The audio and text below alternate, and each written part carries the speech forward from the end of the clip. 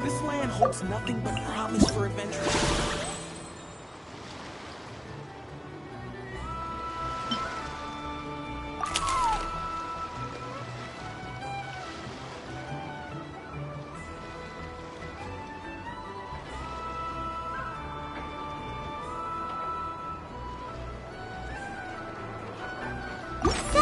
It is from Niffer.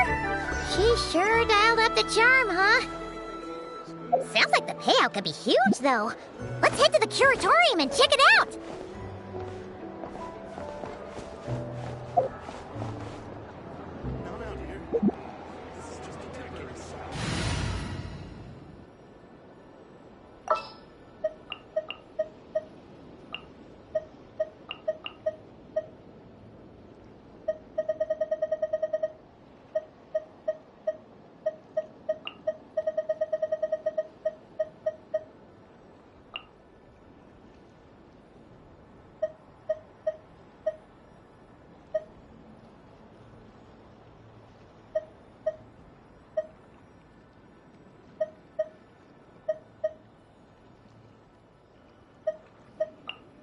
Leave it to me.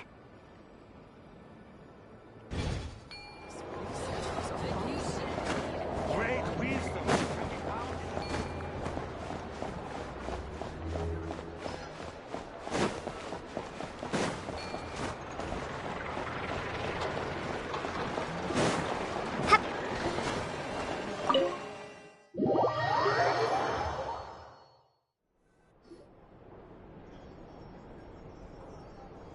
Hello? Anyone here? Ah, you got here even earlier than I expected. That should give us just enough time to go over some details before the opening ceremony. How about a cup of tea first? I'm sure it was a long trip. Now tell me, Traveler in Paimon, have you heard of the Nod Cry Trade Expo? Nope.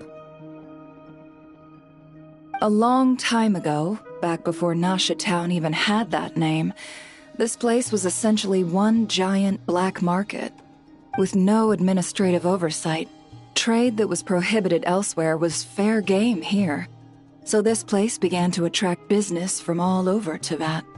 Over time, more and more people settled here, and what was once a black market became what is now Nasha Town. The spirit of free trade has been a local staple ever since. Hence, the Nod Cry Trade Expo was born. So, is it like a business convention? In a sense, it's an annual tradition once the shipping routes open up. The expo offers a chance to trade without restrictions.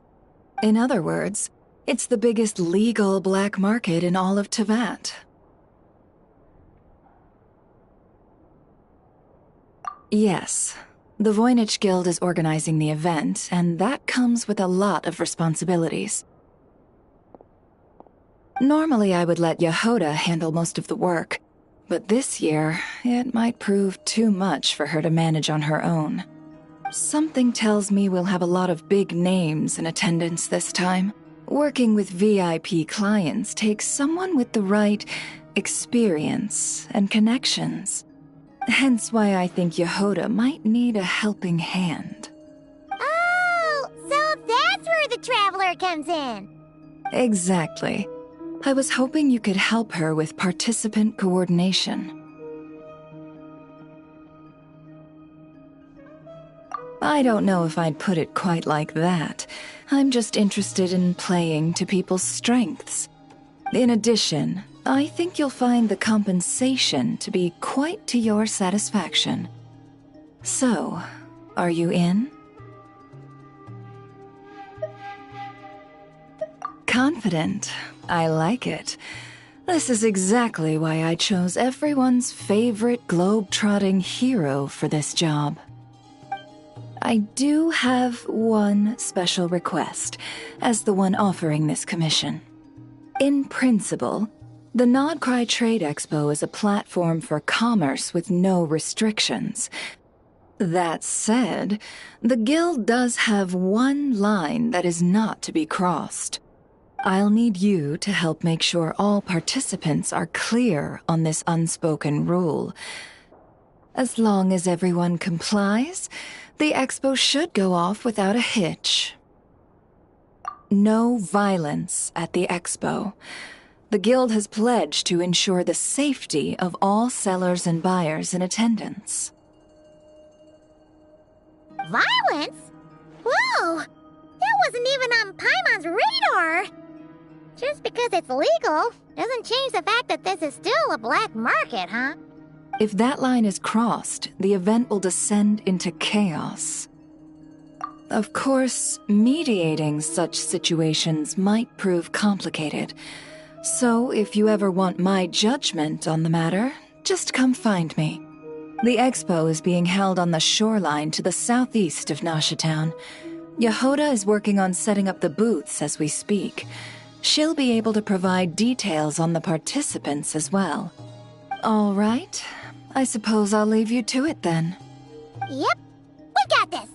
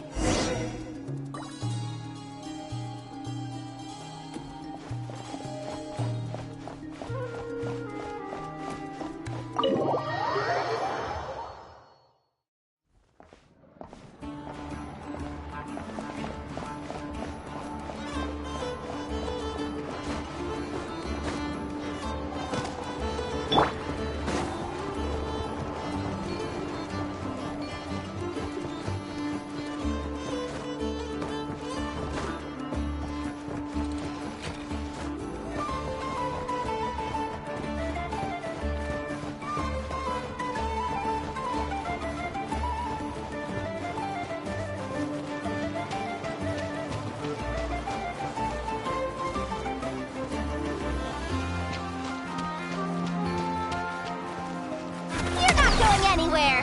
I overheard Boss Neff ordering a few gems from him earlier. Oh, please, just do me a favor and get them to her in one piece. I really don't need another entry on my list of errands.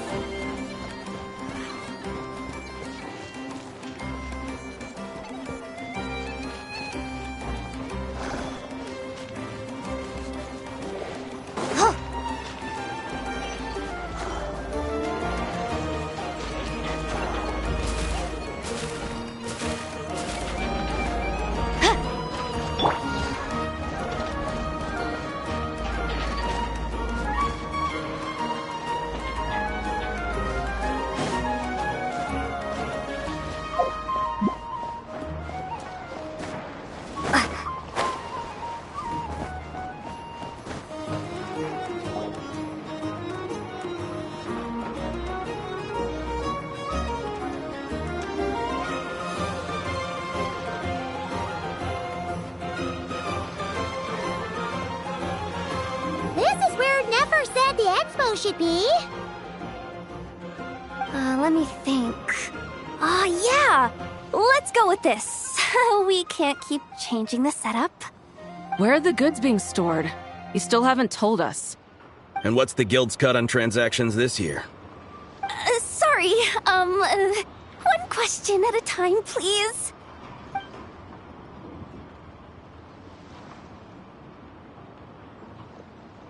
Oh, I should have just stuck to cat wrangling. Hey, Yehoda! Traveler! Paimon! Sorry. I've got kind of a line here. Don't worry. We're not here to pile more work on you. Really? Boss Neff, you absolute lifesaver! I'm seriously drowning over here. Oh, you two are doing me a huge favor. Never asked us to handle participant coordination. So, how can we help? Let me think. Oh, right. There are still 3 participants that haven't checked in. At least I think it was 3. Ugh, come on, Yehoda. Get a grip. I'm not forgetting anything. Am I? Looks like Yehoda's doing her freaking out face again. Sorry. There's just so much to keep track of. Let's start with the basics then. What does participant coordination involve? Exactly.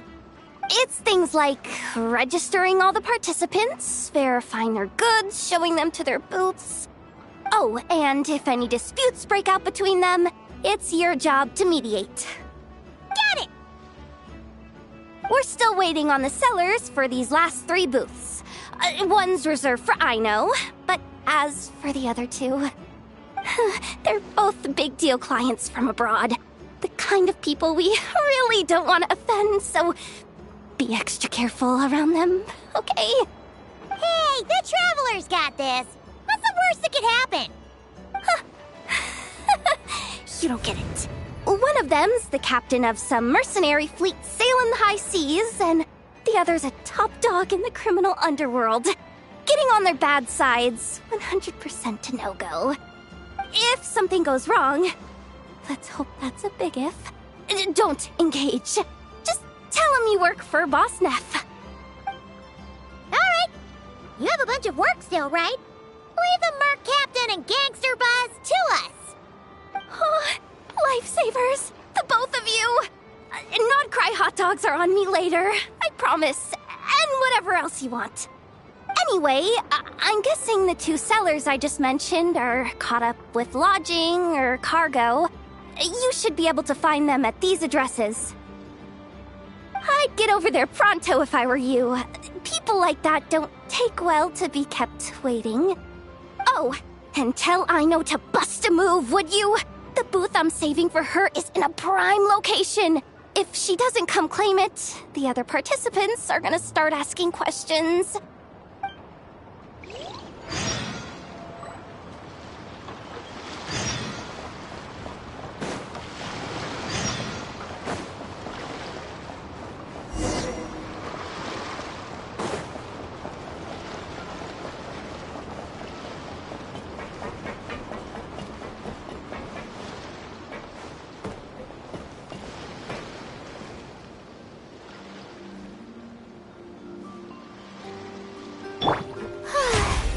May I present?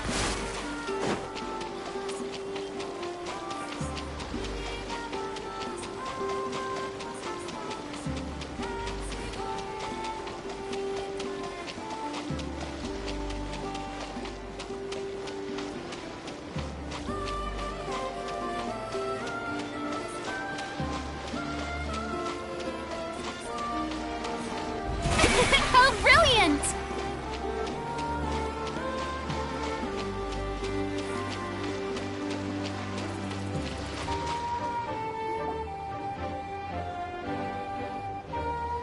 Wait, is this? Actually, this is the 2nd ship in our fleet. The Alcor's back home patrolling Guyun Stone Forest. Beetle! The infamous Merc Captain who sails the high seas! Yeah. We've met, remember? What's with all the pomp and circumstance? It's a long story. Well, no sense standing around. Take a seat, tell me all about it. I'll have my men roll out the welcome mat.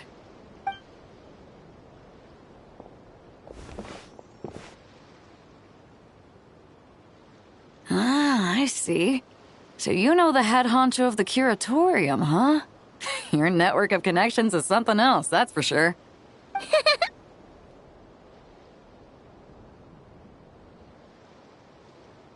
Right. We need a record of who's participating in the expo and what you're planning to trade. Well, mark down me and a few crew members as participants. The rest will stay on the ship. As for what we're trading, take a look.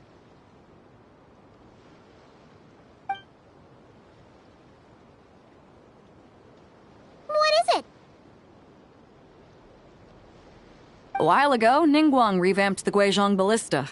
The beauty you see here is one of her new and improved models. It has insane firepower and comes complete with remote guidance for accurate striking even at long distances. I just know people are gonna be fighting to get their hands on it. Are you sure you're allowed to sell stuff like this?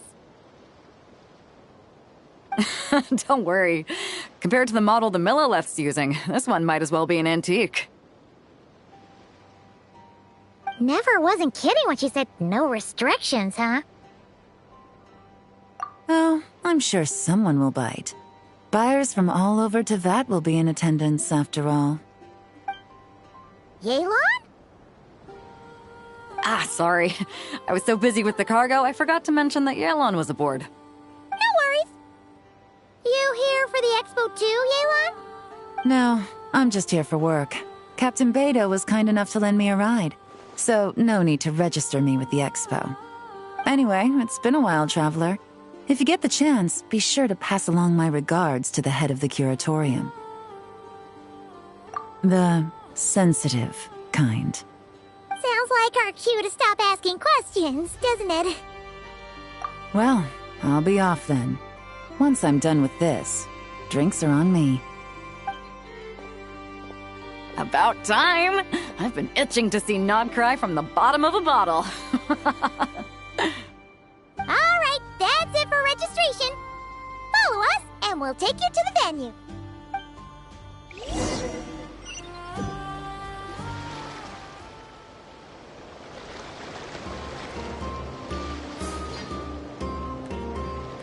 So, this is the place, huh?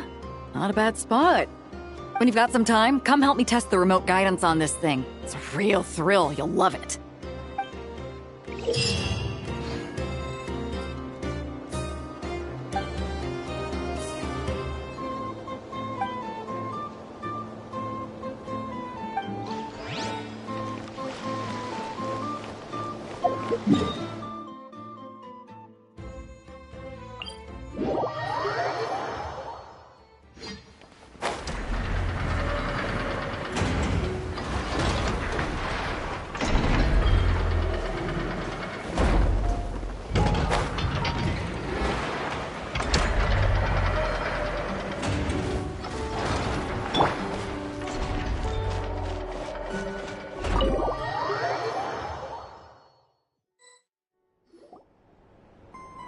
Hey, you two!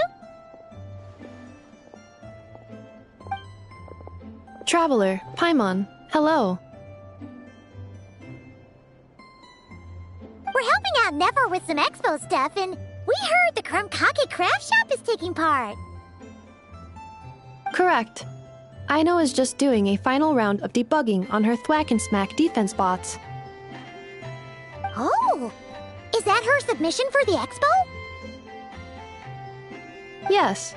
Moles and other small creatures often steal from the craft shop, so Aino designed a defense bot based off of them to protect this place.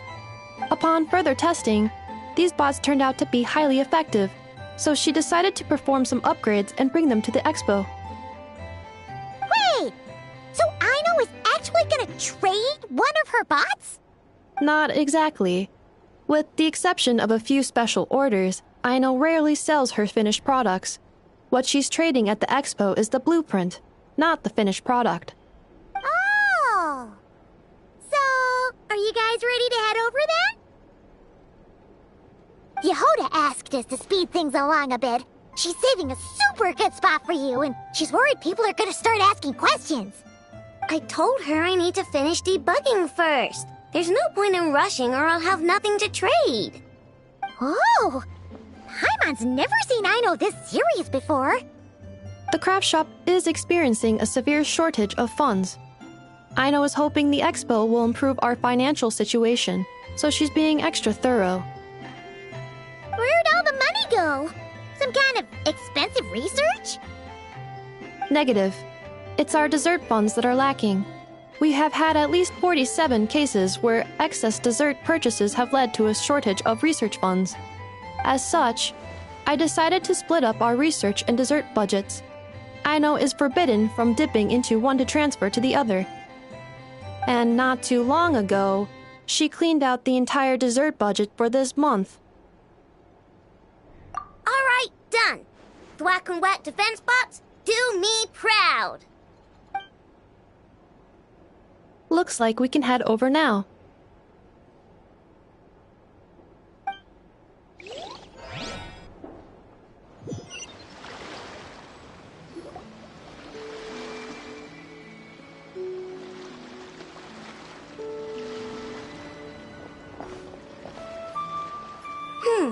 This looks like a good spot for the demo platform. This new bot looks pretty interesting, I know.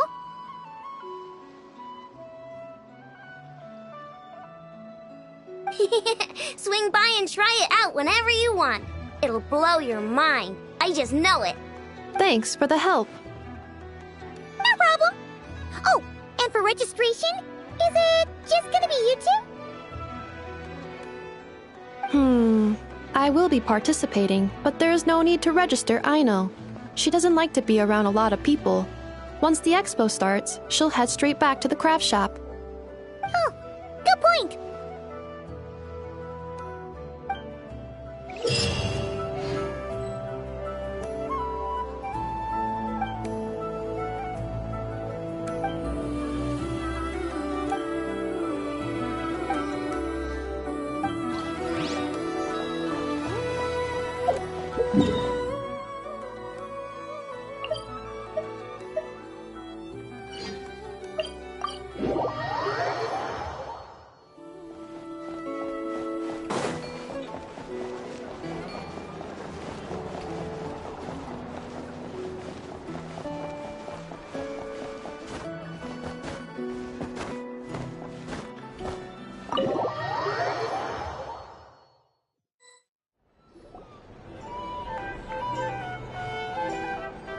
Flagship.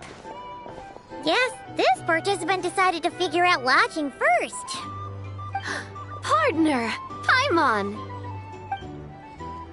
Navia! It's been forever!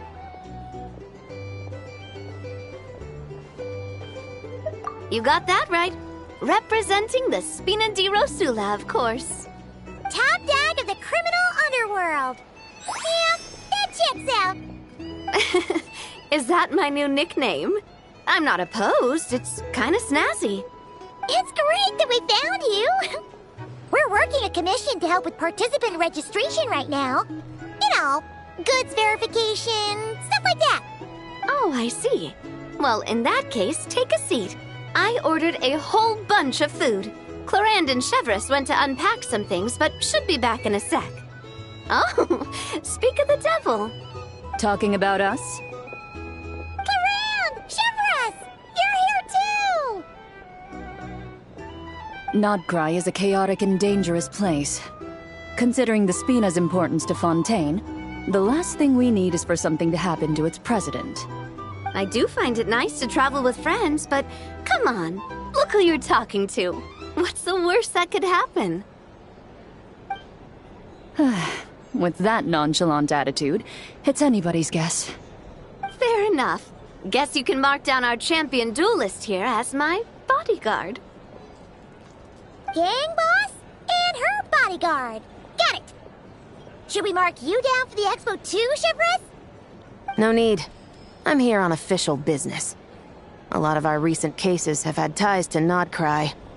And that's Paimon's cue to butt out. Oh, one more thing. What's the Spina planning to trade at the expo? Oh, this right here. It's one of the Fontaine Research Institute's newest inventions. It's a kind of relay system that allows the user to unleash Pneuma and Usia energy in battle. So it's a weapon? Of course. At a market with no legal oversight like this one, weapons are gonna be the first to go. Guess so. Still, bragging about not having to follow the law in front of Chevreuse feels wrong. I don't mind. I've read quite a bit about lawless territories and crime novels before. As a detective, I know that I'll need to put the rules aside for now if I want to get things done here. And on that note, I should get to work. I've got patrol members waiting on me. Well, ready to head over to the venue? Just follow us!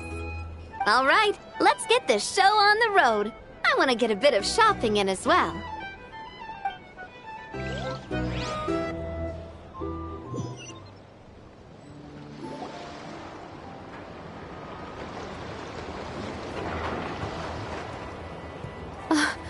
Wow, it's even bigger than I expected.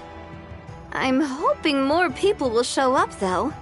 It'll get busier once things kick off. Still, looks like Yehoda needs a lot of help. Well, Clarand and I are all set up for now. Be sure to stop by our booth when you get a chance. The 3 participants that Yehoda mentioned are all set now. Let's go give her an update.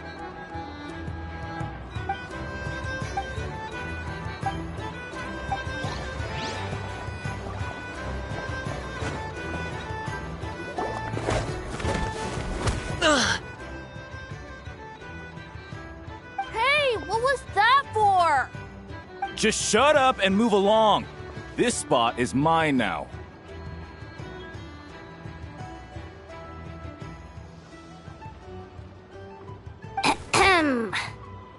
It's the lady in charge. We were just setting up our booth and he's trying to take it from us. A troublemaker, huh? The expo announcement spells it out clear as day. All forms of violence are strictly prohibited. Read it and weep, Buster. I've been wanting to talk tough like that for ages. Should be enough to scare off a punk like him, no problem. It's not like I wanted to hit anyone. It's just not fair. What's that supposed to mean? We all know the black market stuff is in the highest demand here. So how did these dwarfs get a spot selling these stupid toys?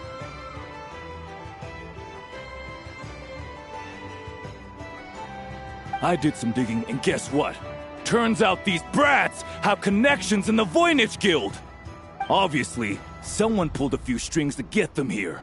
But me, I missed one stupid deadline, and that's when the rules start to matter? Give me a break. Hey, we earned our place, fair and square. As if. So, you're slinging out the easy targets, huh? That might work for you on the outside, but not here and not under my watch. These kids earned the right to be here, same as everyone else. Don't believe me? Take it up with the guild. We'll see who comes out on top.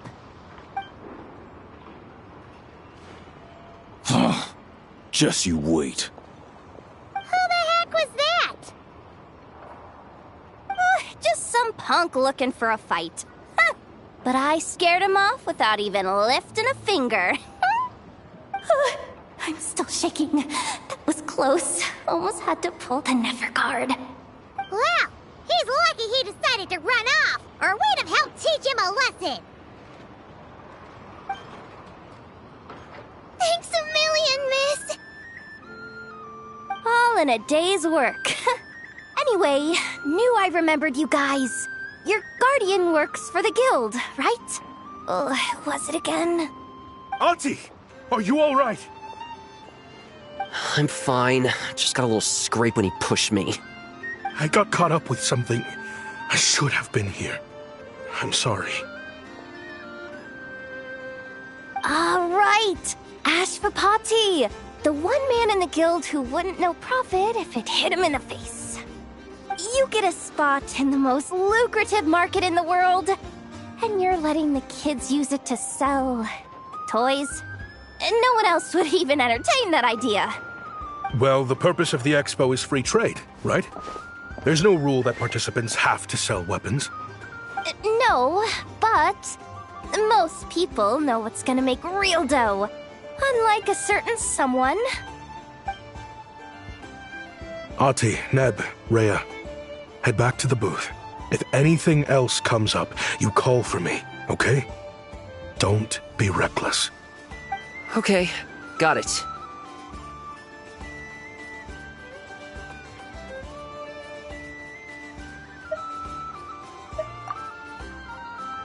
Yeah.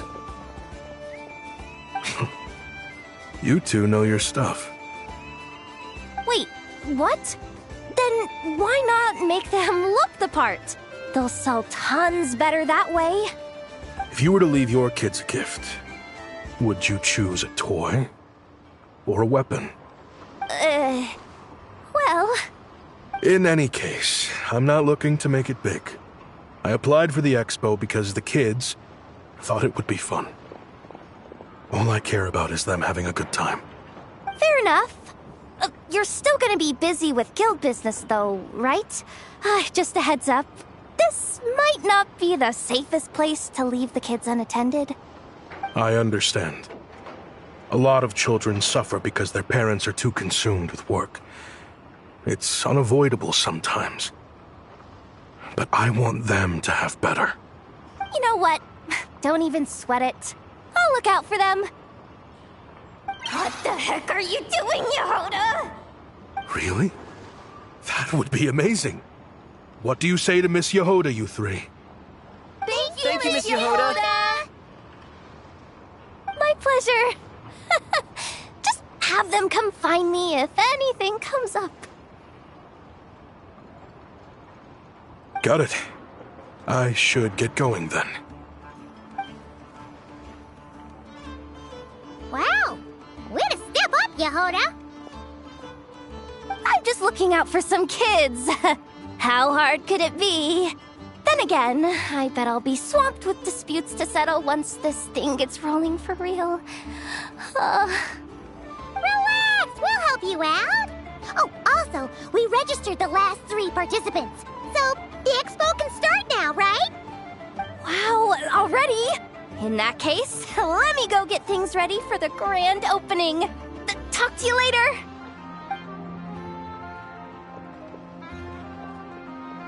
She really does have a lot on her shoulders.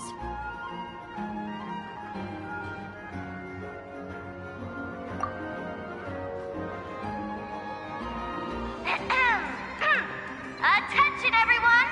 Participant registration is now complete. On behalf of the Voynich Guild, I am pleased to announce that the Non-Cry Trade Expo is open for business.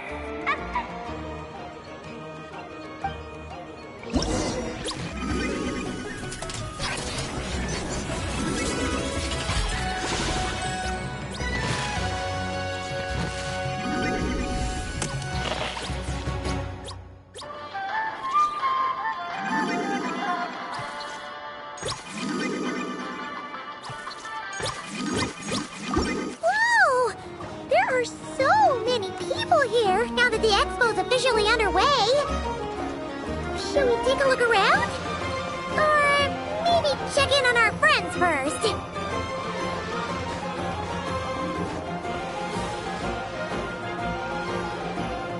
Wonder how Beto, Navia, and Anefa's goods are selling. Let's go check! Excuse me. According to the expo announcement, you are in charge of mediating disputes between participants, correct? Just now, as Aina was about to return to the workshop, she got dragged into a conversation with some individuals who appear to have unofficial ties to the expo. My database does not have relevant information on how to address the situation, so I came to you for help. Unofficial ties, huh? Sounds a little shady.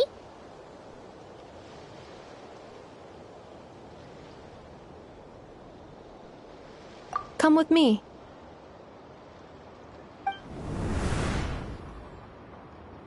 A device that uses Pneuma and Ducia energies in battle. With that kind of tech, a bandit group could rob a caravan without even showing their faces. And what about this thing? Remote guidance? Precision bombing at long distance? If a group of thugs got their hands on it, their enemies might as well surrender on the spot. The Fontaine Research Institute made the right call going through the Spina di Rosula rather than selling it themselves. The same is true for the Ministry of Civil Affairs, I'm sure. A merc captain who spends most of her time at sea is far less conspicuous. Huh? What about this girl?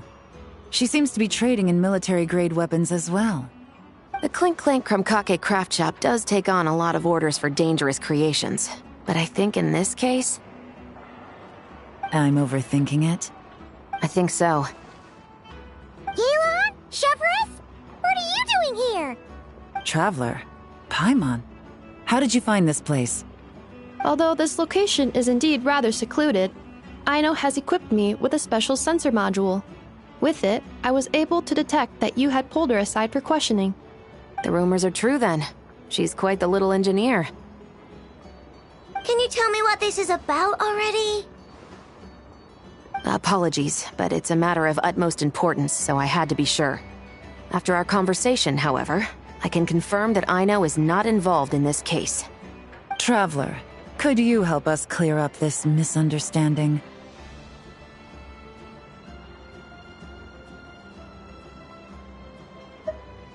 Understood.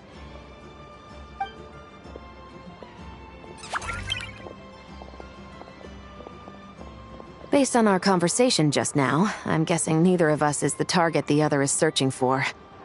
I second that. And since our strategies were so similar, I'd wager we're after the same person.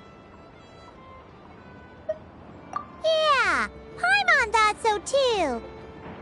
Well, I wasn't planning on dragging you into all this, but now that I appear to have gained an unexpected partner, I suppose I might as well explain. I trust you, Traveler, and Miss Chevra seems to do the same. With you here, I'm hoping we can avoid further misunderstandings. Agreed.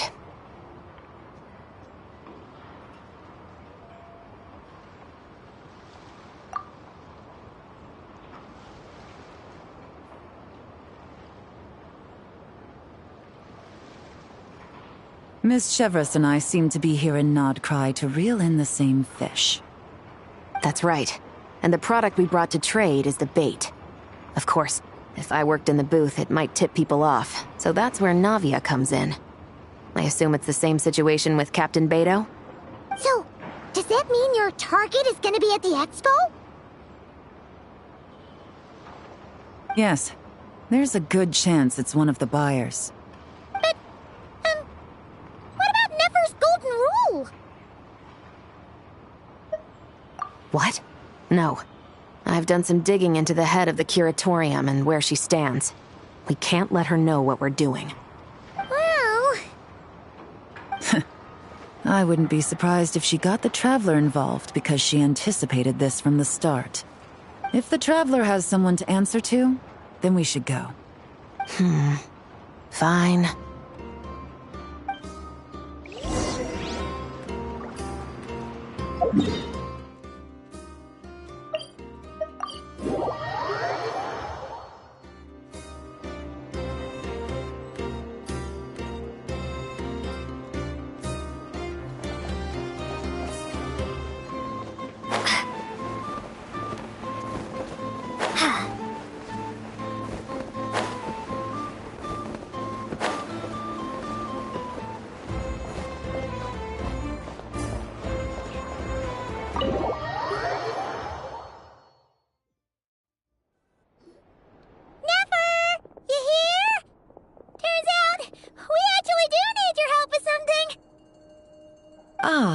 Miss Yelan from Liyue, and Miss Chevros from Fontaine.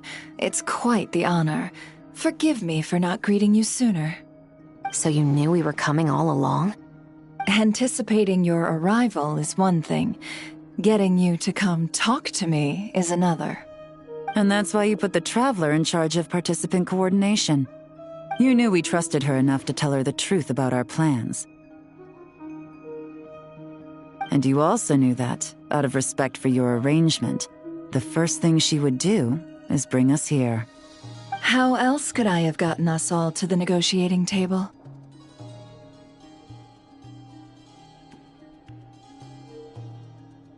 Forgive me for not cluing you in, Traveler.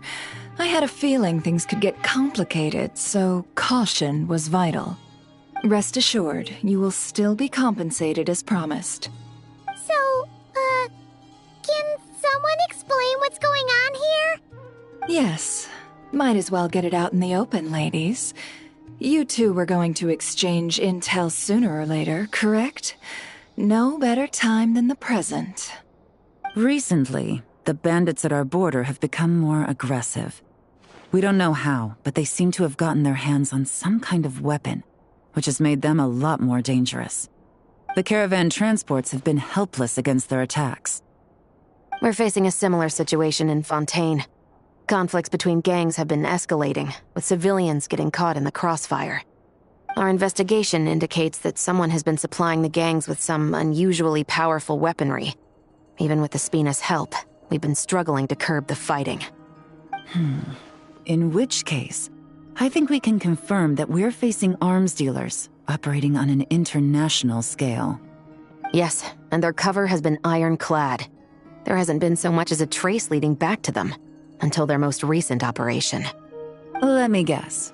Someone leaked where the weapons are coming from, and it pointed right to the Nodcry Trade Expo. Exactly. I see. Well, weapons tend to be a hot commodity in a market with no restrictions. Say that the person you're searching for is in attendance. Does that mean you're prepared to ruin the expo to nab them? I won't lie to you. Catching this person is my top priority. How about this? In the spirit of being a good host, you give us a bit of leeway to do what's necessary. And in return, we won't do anything to undermine the expo. All deals made at the expo are protected, including those that would be illegal elsewhere. It's the entire purpose of an event like this. The Voynich Guild gets a cut from both the seller and the buyer, so we have a duty to uphold that principle. I can't just let a customer get scooped up by the authorities while everyone watches. You said this was a negotiation, but you don't seem prepared to compromise. Let's think about this. Maybe there's another way? Only deals made through the expo are protected, correct? Oh? Theoretically speaking, were any deals to take place outside of the expo's scope, I would have no right to interfere. Good. Then we can promise that the rules will be followed. I want insurance, then. To hold you to your word, the Traveler must be part of all operations related to the investigation. We have a deal. Then you have my thanks in advance. Looks like negotiations are a success! It's the best outcome I could have asked for. I appreciate the help, Traveler. In that case, do me one more favor, would you? When this is all over, I want to hear the real story behind everything that goes down.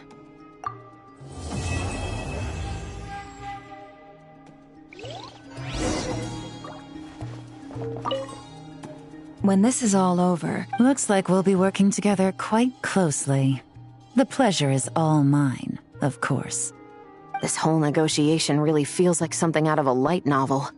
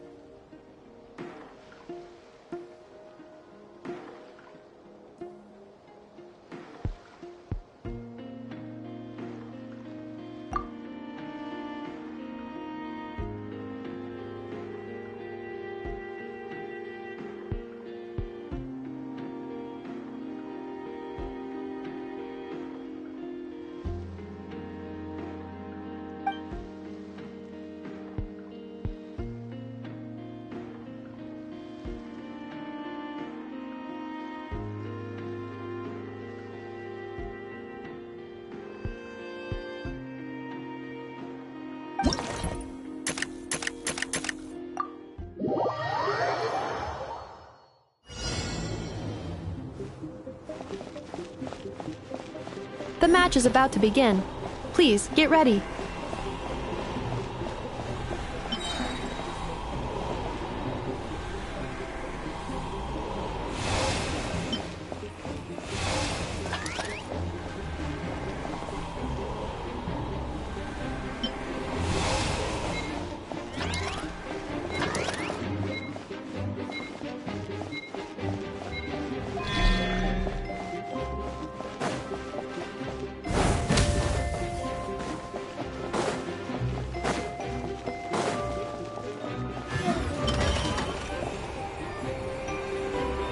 Two separate mechanical combinations, like placing a cake atop a steak. I'd almost never hear this analogy.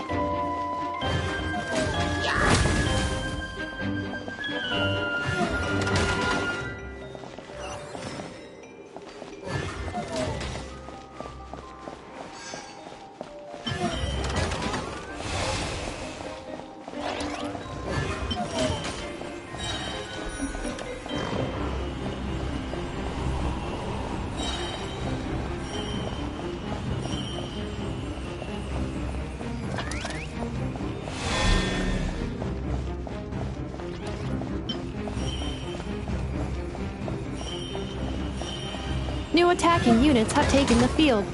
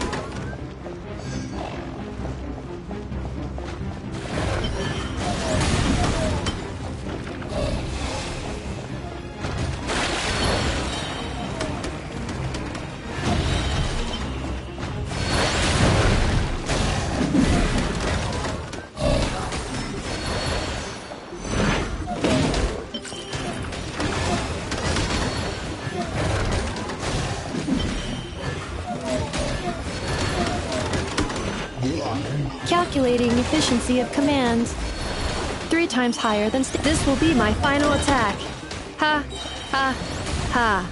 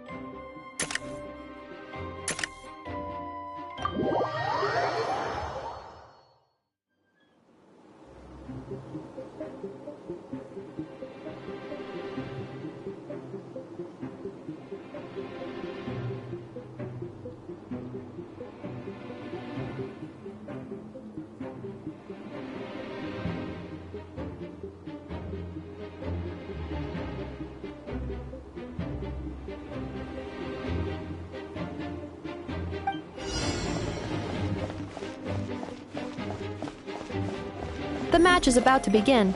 Please, get ready.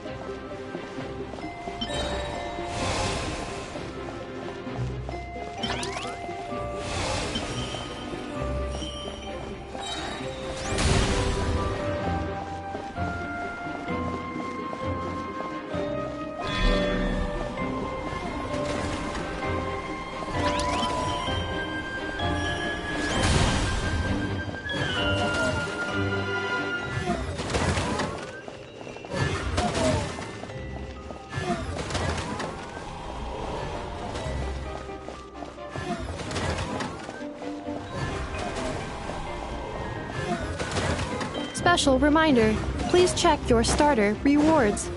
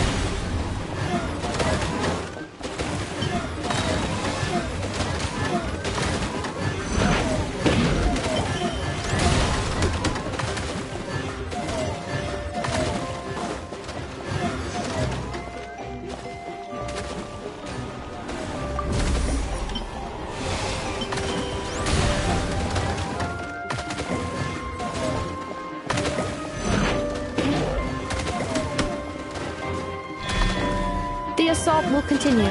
Please remain vigilant.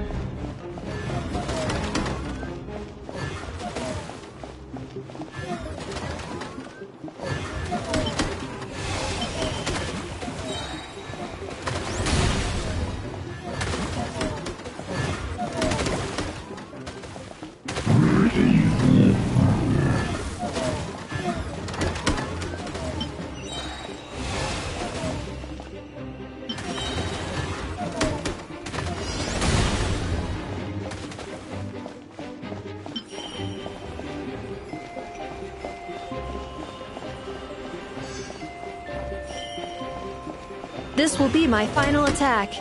Ha, ha, ha.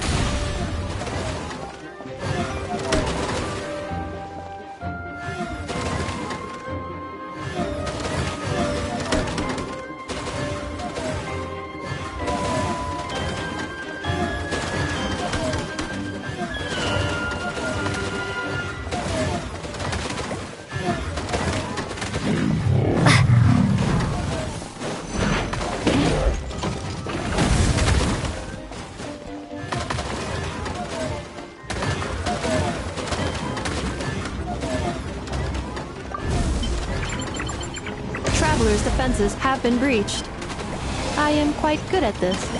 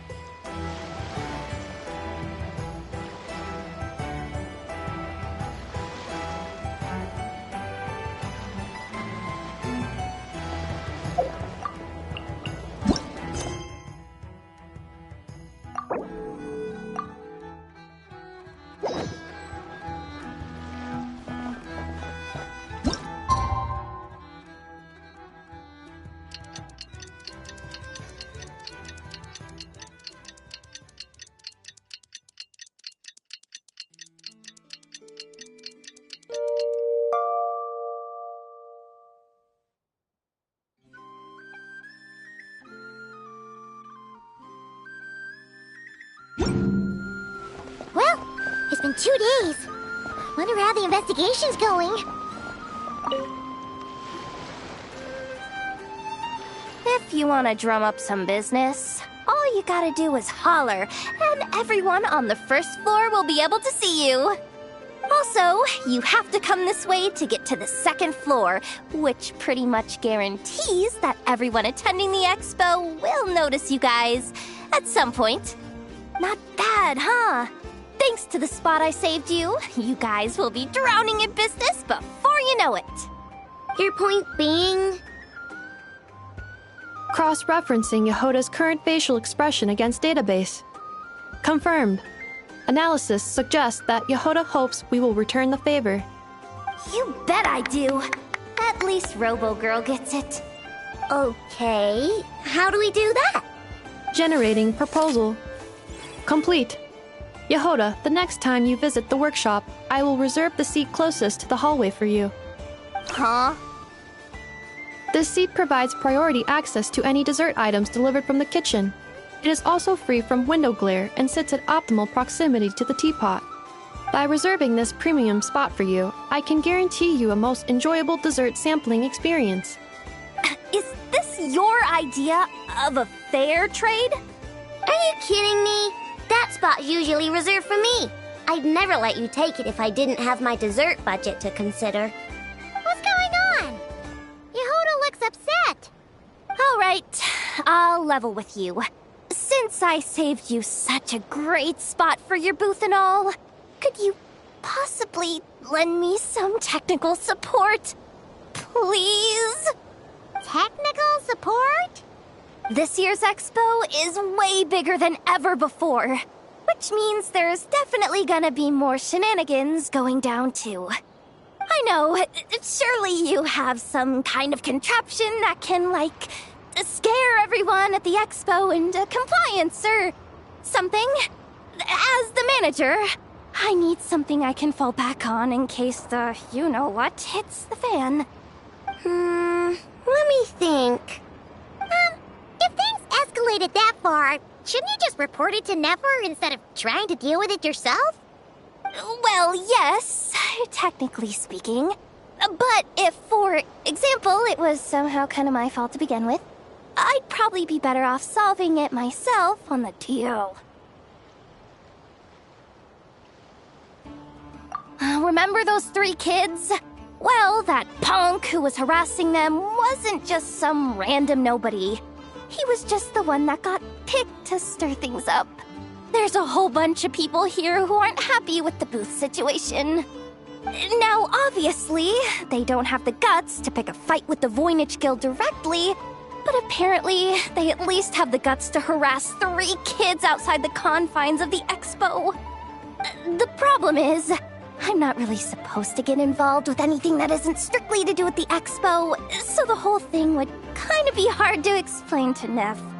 Not that I regret what I did, but jeez, Yehuda, you sure know how to make life harder for yourself. Okay, yeah. Sounds like we need to be smart about this.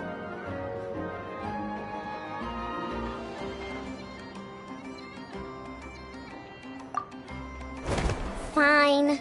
Just this once, I guess I can lend you the Clink Clank Crisis Control Switch. Agreed. This option meets Yehuda's requirement for an expo-wide intimidation strategy. The Clink Clank Crisis Control Switch. What's that? This little guy right here. I made it recently after getting myself into a really sticky situation. To activate the switch, you just need to give him 3 taps on the head. If you do that, there's pretty much nothing in Nodcry that you won't be able to handle. Really? So what actually happens when you activate it? You'll find out if it comes to it, but I'm only letting you use it once, so you better save it for when you really need it. Okay, cool. I'll take your word for it.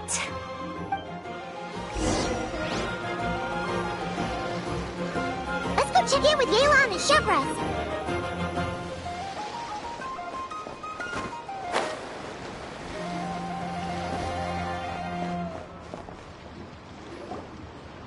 Wow! Can this launch blaster thing really shoot stuff from that far away? It does launch and blast things, but it's actually called a ballista. And yes, it can. But how does it stay on target? It uses a remote guidance system. But I'll let you in on a little secret. The upgraded version doesn't even need that. Can I give it a try? Oh, not a chance, kid. Can't have you hurting yourself.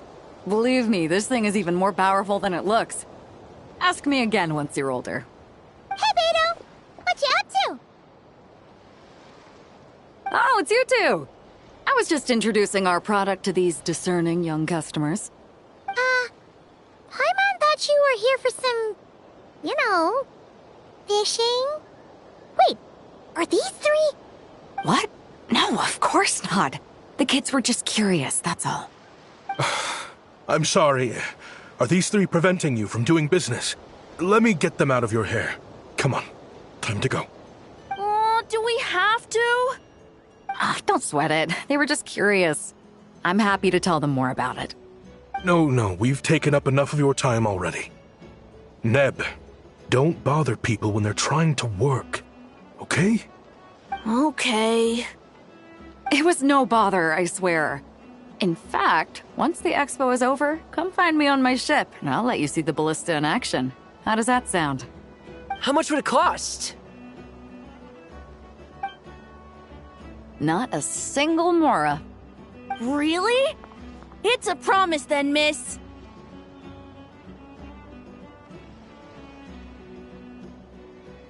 Your vessel. It's a battleship, isn't it? Are you sure you should be bringing children on board? Why not? Whenever we're docked back in Liyue to pick up supplies, I always let the kids around the harbor come aboard to play. Boy, do they love it. If a kid from Liyue can do it, why not a kid from Sumeru? A battleship may as well be a giant playground to them. Is that so? I've heard that people in Liyue also turn gunpowder into explosive firecrackers and give them to children as toys. Perhaps only the kids back in your home country are lucky enough to look at a giant battleship and see a playground. If you're worried about safety, I can... No, I suppose I'm just envious. That's all. I'll be sure to bring them over if we get the chance. Seems like he really cares about those kids, huh? Anyway, what did you want to talk about? Oh, just wanted to ask how it's going with the top secret, fishing. Did you reel in the catch of the day yet? They're circling the hook just fine. Just waiting for a bite. Whoa! Where did you come from? Shh. Well, that just proves my point. Something like this would only see more use in Fontaine. Ah, except you never find something like this for sale there. Better jump on the chance now before it's too late. Excuse me? He's coming this way! Steady now.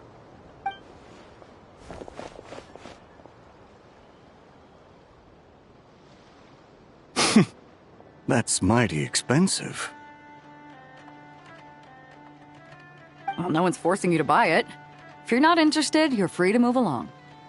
What? Come on, there's no rule saying we can't haggle. The Voynich Guild gets a cut of whatever I sell. Obviously, that's factored into the price. Don't like it? Take it up with them. Listen, I can tell this is something special. If you're willing to go a bit lower, I'm prepared to cut a huge deal. I know it's something special, so I plan on getting paid what it's worth. Perhaps there's a way we can both get what we want then. What are you implying? Well, Nod Cry's a big place. Surely this expo isn't the only place we can cut a deal. Oh? What would you say to working this out someplace else? Somewhere the guild can't get a cut? That means no guild protection either. What will I do if you run off without paying? Considering the giant sword you've got handy, if anyone's getting robbed, it'd be me, don't you think? Point is, we're both going out on a limb here. But the reward's worth the risk. Fine. Name a place. As a registered participant, though, I'm too close to the guild. If we don't want them catching on, I'll need to send a proxy. Smart thinking. Let's meet here, then.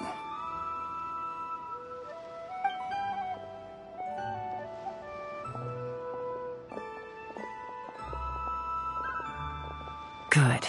He took the bait. Let's go elsewhere to discuss our next move.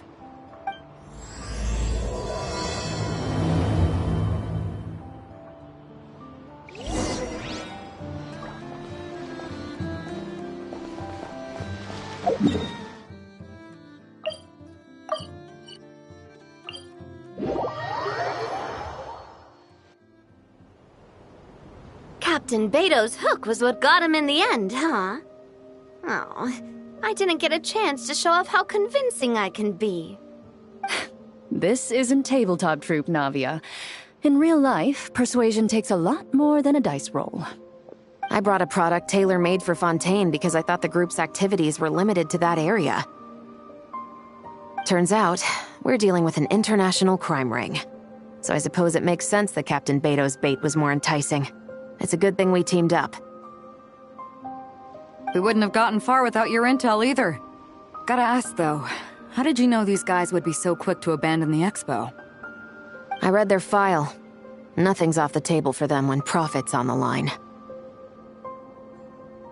When it comes down to it, they'd see the protection the expo provides as just more red tape.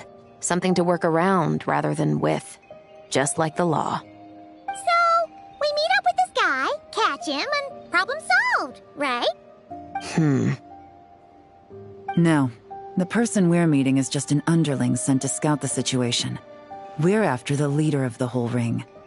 And after observing the situation over the past 2 days, it's clear they have undercover agents waiting in the wings. If something happens to our point of contact, those agents will scatter to spread word of what happened, and whoever is behind this whole thing will know we're onto them. In that case... We have to get the jump on them all at once, and use them to get intel on our real target before he has a chance to react. Forgive me for pointing out the obvious, though. We have nowhere near enough personnel for that. If even one of the agents escapes, it's over. Let me guess. You'd rather follow this deal through to the end to lure out the real culprit? Nice idea, in theory. The problem is, in my experience, that person would never show their face for something like this. I can work around that. But only as long as the deal goes ahead. So, you're planning to trail the person picking up the goods. I suppose that could lead us to the big fish, but... that would mean we have to actually hand over the weapon. Aren't you worried about putting something that dangerous in the hands of criminals? We can control how dangerous it is. But if we followed your plan, could we really guarantee that not a single agent would get away? You're telling me you really have a way to mitigate the threat of that weapon? You're telling me that you really have the wherewithal to carry out a large-scale search and seizure operation in Nodcry? Are they having a fight? They're both experts in this sort of thing. A lot of back and forth is to be expected. Don't worry. I think they're getting along great. A successful collaboration requires trust. And a willingness to make concessions. So how about this? I'll meet up with the underling as planned and stall him as long as possible. While I'm keeping him busy, you round up the rest of the agents. Sound like a plan? Yes, I appreciate the trust. And I promise you, not a single one will get away. See? Like 2 peas in a pod. Traveler, you should come with me to meet the buyer. After all, we promised Nefer you would be involved in all our operations. The Traveler is kind of a famous face around these parts, though. Then, you can serve as backup. Remain hidden, and on the off chance he tries anything, it'll be 2 against 1.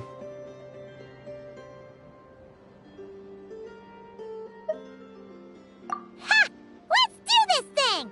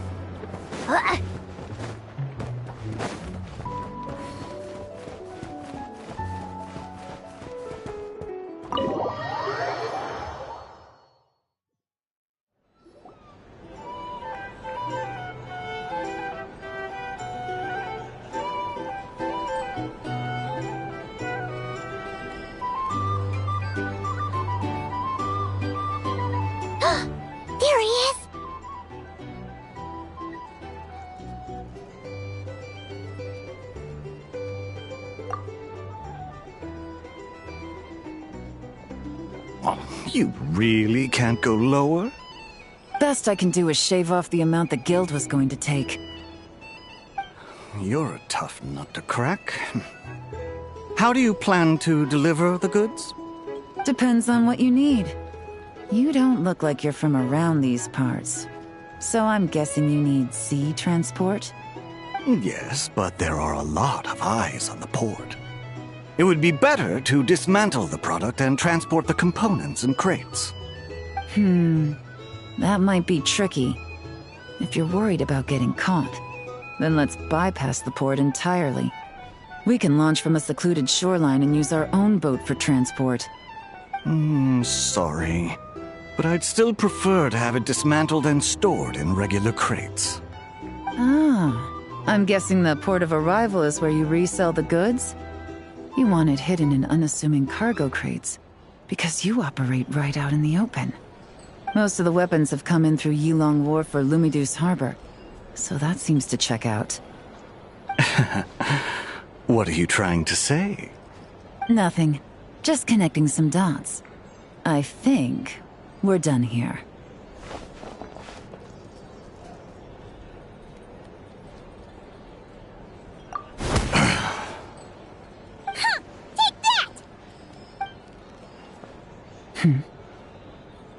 Out of the way! It's one of the undercover agents! He's making a break for it! The captain of the Special Patrol will take it from here.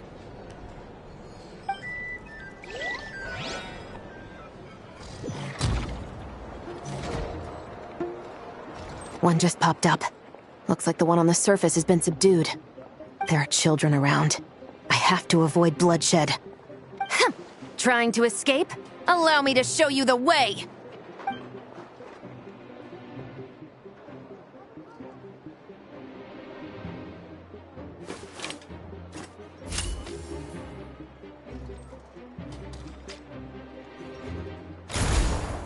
Nope, not this way.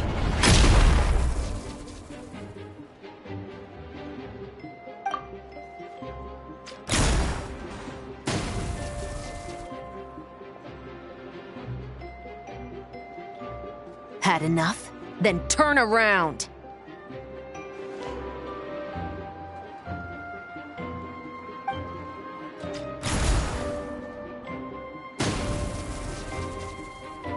Out of steam yet? 'Cause I can do this all day!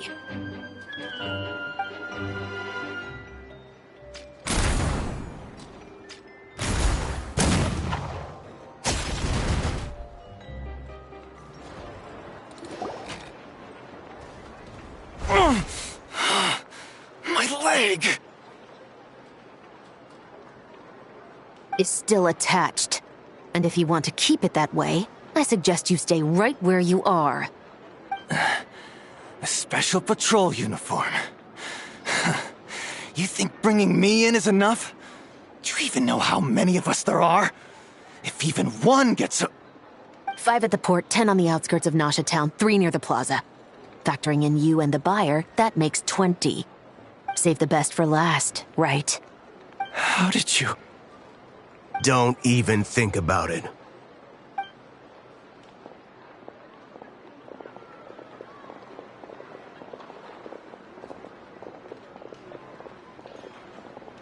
Well done, everyone. We appreciate the assist. The boss sends her thanks.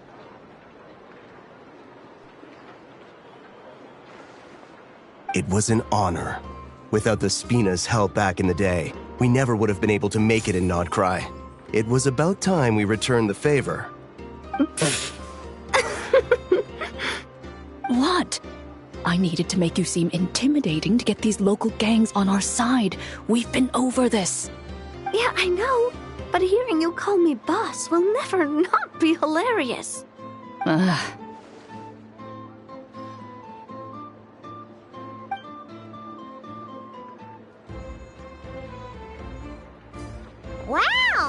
Navia is something else! Well, that explains your confidence. I had no idea the Spina di Rosula could mobilize these kinds of numbers outside of Fontaine. This Navia has quite a few tricks up her sleeve. No trade expo rules were broken either. Even if Nefer saw it all unfold herself, we still wouldn't need to explain a thing. Except for the guild's broken signboard, I would imagine. It was an unavoidable sacrifice. At any rate, I suppose the next step is to get these birds to sing. Should be an easy job. The Maison Gardiennage has a reputation for highly effective interrogation tactics. And if that doesn't work, I've heard that spies from Liyue have their ways of making people talk as well. Yes, that means the operation was a success, right? So far. Once we get someone to reveal who the mastermind behind all this is, that's when the real work begins. I'm sure that person is in hiding somewhere far removed from the expo. But as far as our deal with the curatorium goes, I think that's a wrap. Shouldn't we update Nefer then? First, we need to figure out what we can learn from these agents. We'll be in touch once we have the information. Then we can head to the curatorium together.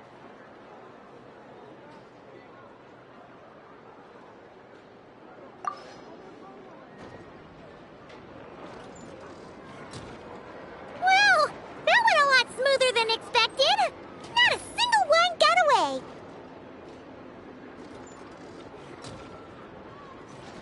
You're thinking about Nefer's final request, huh? Let's see. We have 2 expert detectives from separate nations teaming up to uncover an international crime ring. That's not a bad story. If you feel like it's missing something, maybe Yelan and Chevros will uncover something more interesting during their interrogation. Excuse me? Are you the Traveler? Yehoda needs you back at the expo venue as soon as possible. Oh no! Did something happen? I'm sorry, I don't know the details. All she said was that it's urgent. Now let's get a move on!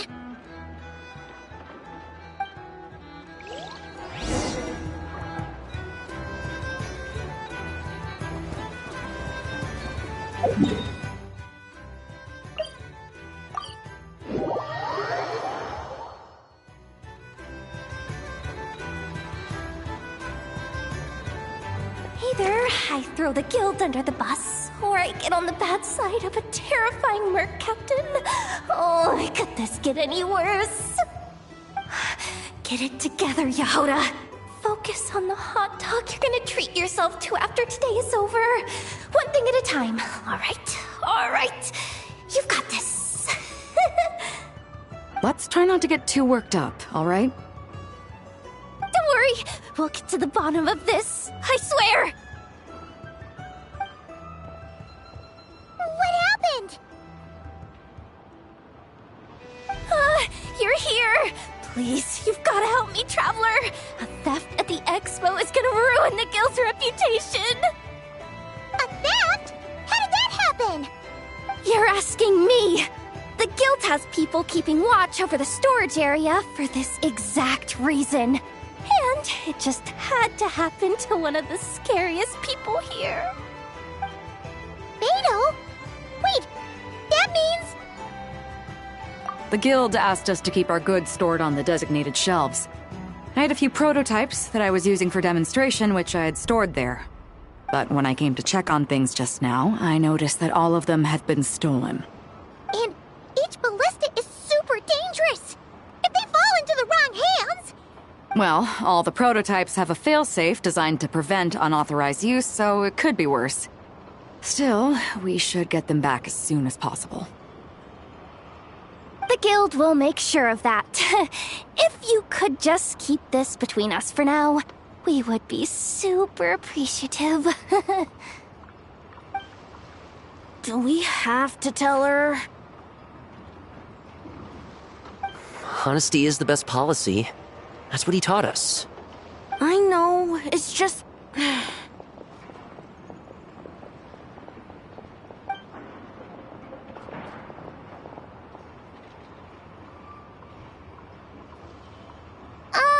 Miss Yehoda... What are you three doing here? There's something you want to tell me, isn't there? Well, Neb's been obsessed with the ballistas ever since we got here. That's why Uncle Ashvapati told us to come see your booth. It seemed like he was interested in them too, because he even told us what parameters to ask about. Ever since this morning, we haven't been able to reach him. We wanted to ask Miss Yehoda for help, but then we heard about the ballistas being stolen. And? I don't think Uncle Ashvapati would do something like that, but... Ashvapati works for the guild. He has access to the storage warehouse, so he could get inside without the guards getting suspicious. Wait, so now it's an inside job? Oh, jeez! The guild is never gonna recover from this! He made those toys the kids were selling, right? They don't look like much on the outside, but I bet they're hiding some serious tech. If he's a tech guy, those fail-safes I mentioned might not have our backs after all. So, this just went from bad to worse. Oh, uh-oh.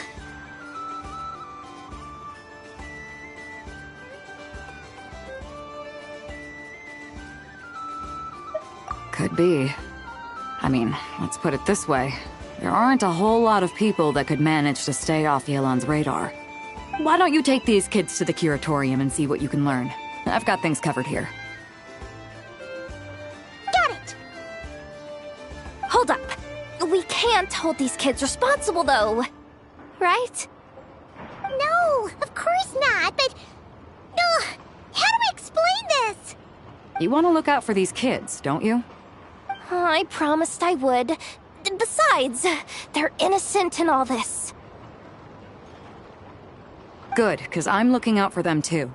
That's why I want to find their uncle as soon as possible. No matter what he did or didn't do, it's worse for them if he's missing. I guess we're on the same page then. Take these kids to the curatorium. I'll update Yelan and tell her to meet you there. Will do!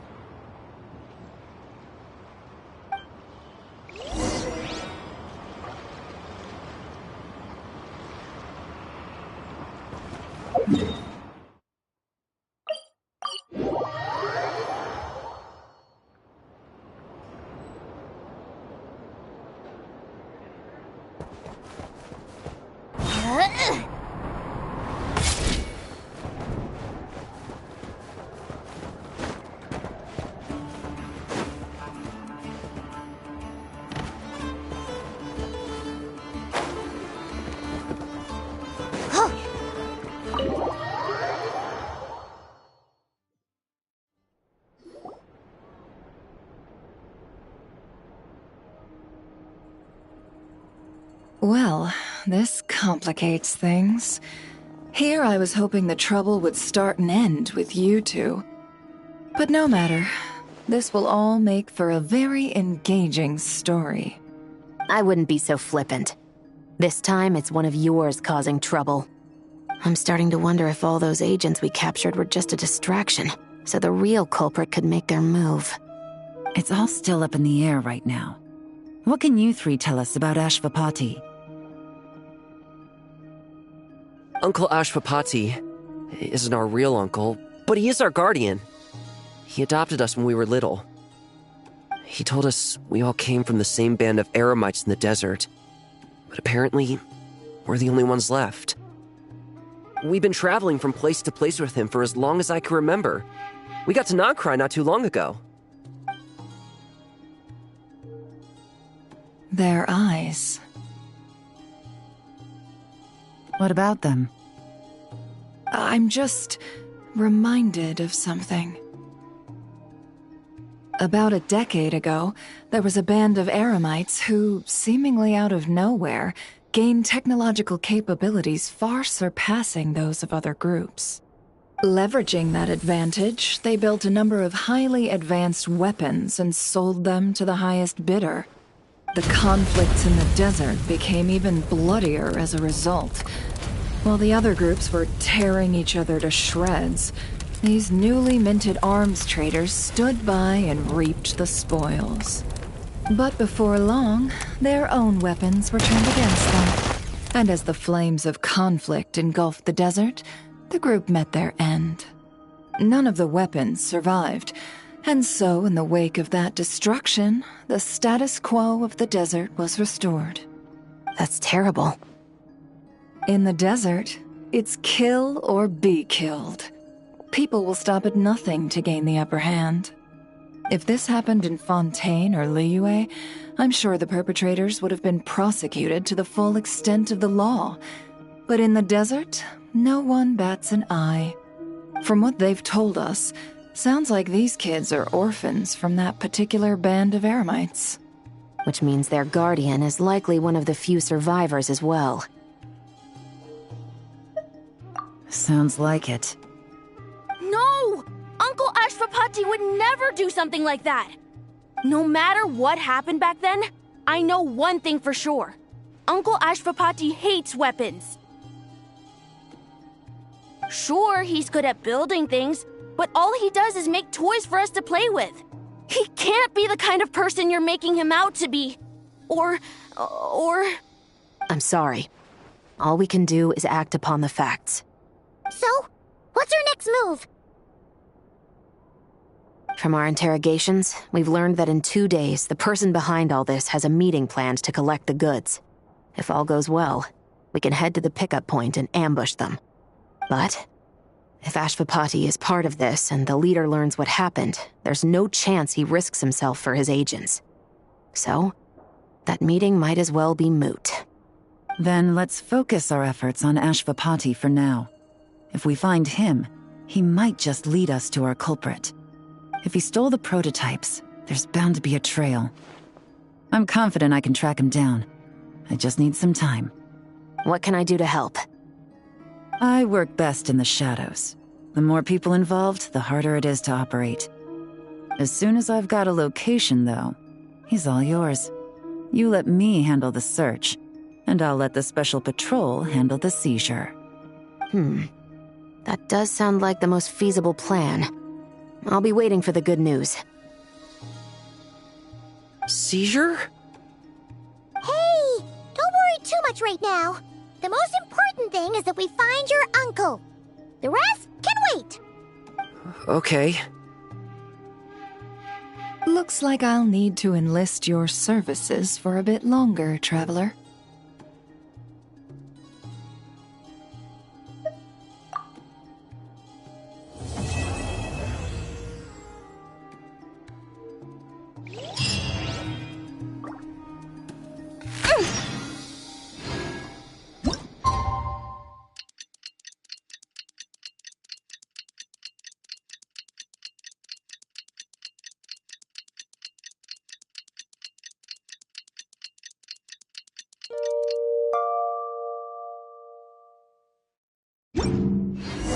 We just got word from Yelan. Looks like she managed to track down Ashwapati. Come on! Let's go meet up with the others!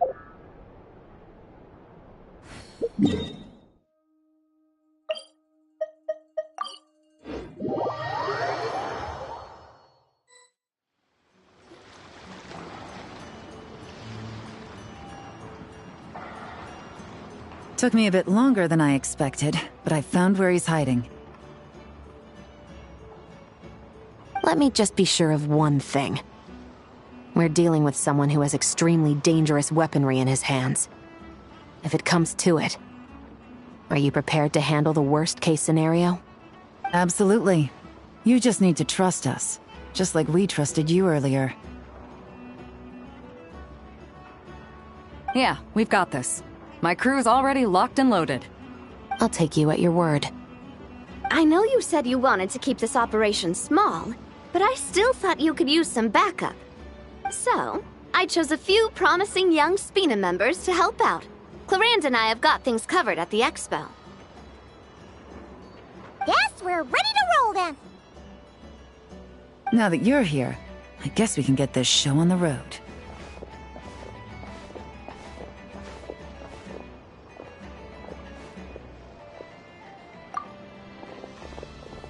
Wait!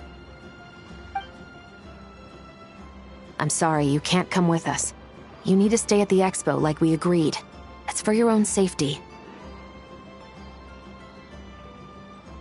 We know. It's just... Do you really think Uncle Ashvapati is working for the bad guys? I wish I could answer that question, but it would just be speculation. And I work based off evidence. He's been gone for 2 days now, and he just left us here. He's never done that before.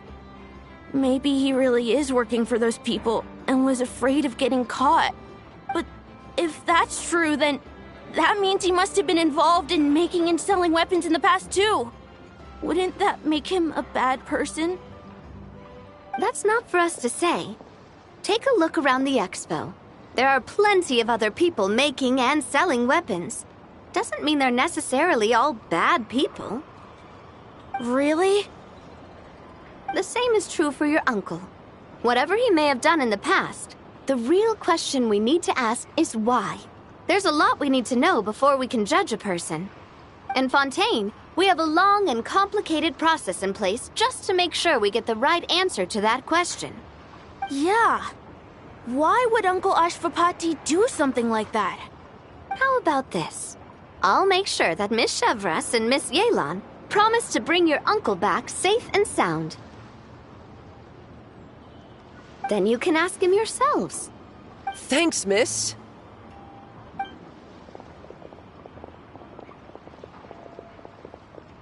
This situation is complicated and unpredictable. Isn't it a bit early to be making those kinds of promises? It's all right. We're prepared for whatever we might face. Regardless, it's a promise we have to keep. After all, when the children get their answer, it will shape their understanding of what justice means. Then, let's all do our part to make sure this ends as well as it possibly can.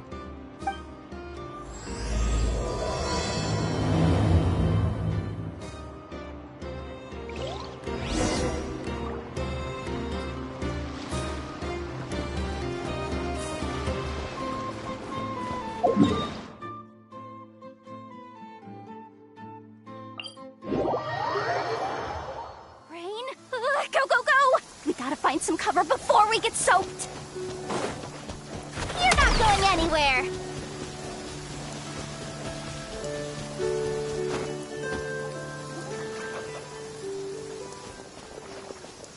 Stop right there. Where is he? We missed him. Looks like he left behind plenty of evidence, though. Search the area. Let's see if we can find a lead.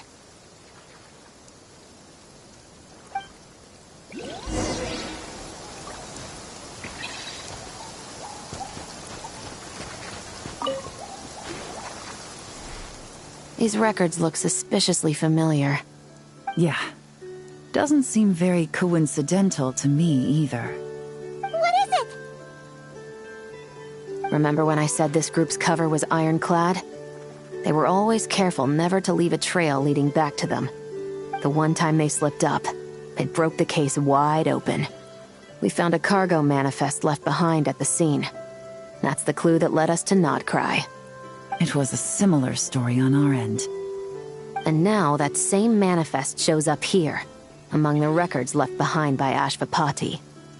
So, he's the guy that slipped up back then? Unless it wasn't a slip-up at all. How does the same clue get left behind at 2 separate scenes and picked up by 2 separate law enforcement agencies? Thinking back on it now, it doesn't seem quite so accidental after all. No. Almost like he led us here on purpose. But for what reason? Hey!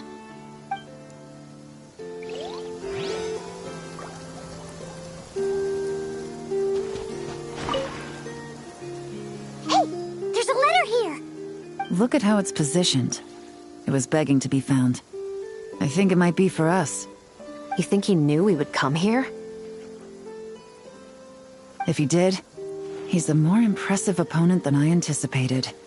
Let's keep going. We can read it together when we debrief.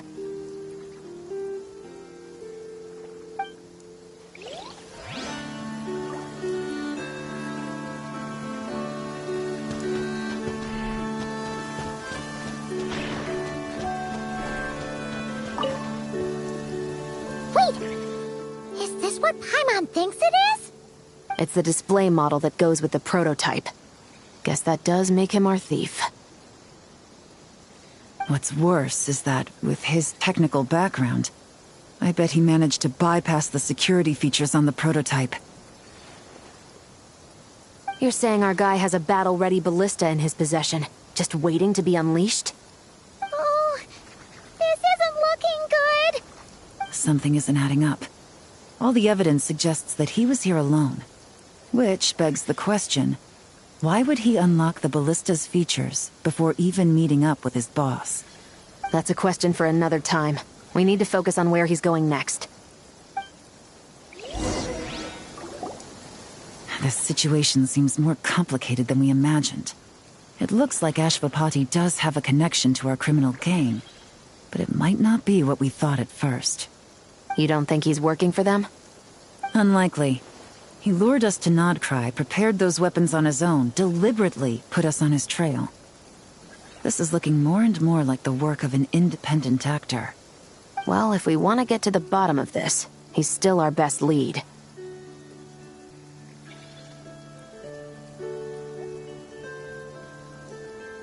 That would seem to be our last remaining clue.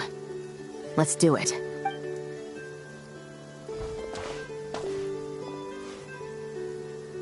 To the officers of the Special Security and Surveillance Patrol and the Liyue Qixing, you certainly live up to your reputation. Within a single day, you were able to eliminate over half of the gang's forces. I appreciate the effort. I doubt my secret hiding spot will be a secret much longer. So I suppose it's my turn to throw my hat in the ring. I'm just glad I no longer have to run. So, before my day in court is upon me, allow me to confess to my crimes.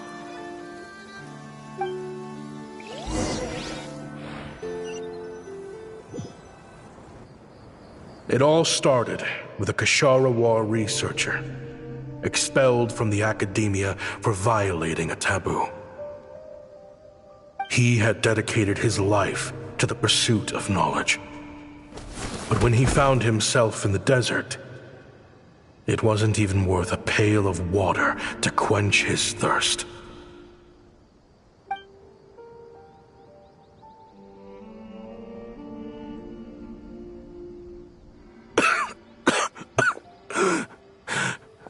Could you spare some water? I'm a Kashara researcher. If you need something, I could. Researchers like you are a dime a dozen. Smart as a whip until you find yourself in the desert. Then, you're lucky to survive the night. Are you mocking me? No, son. Just still trying to figure out why I've got such a soft spot for strays like you. Here, give me your canteen.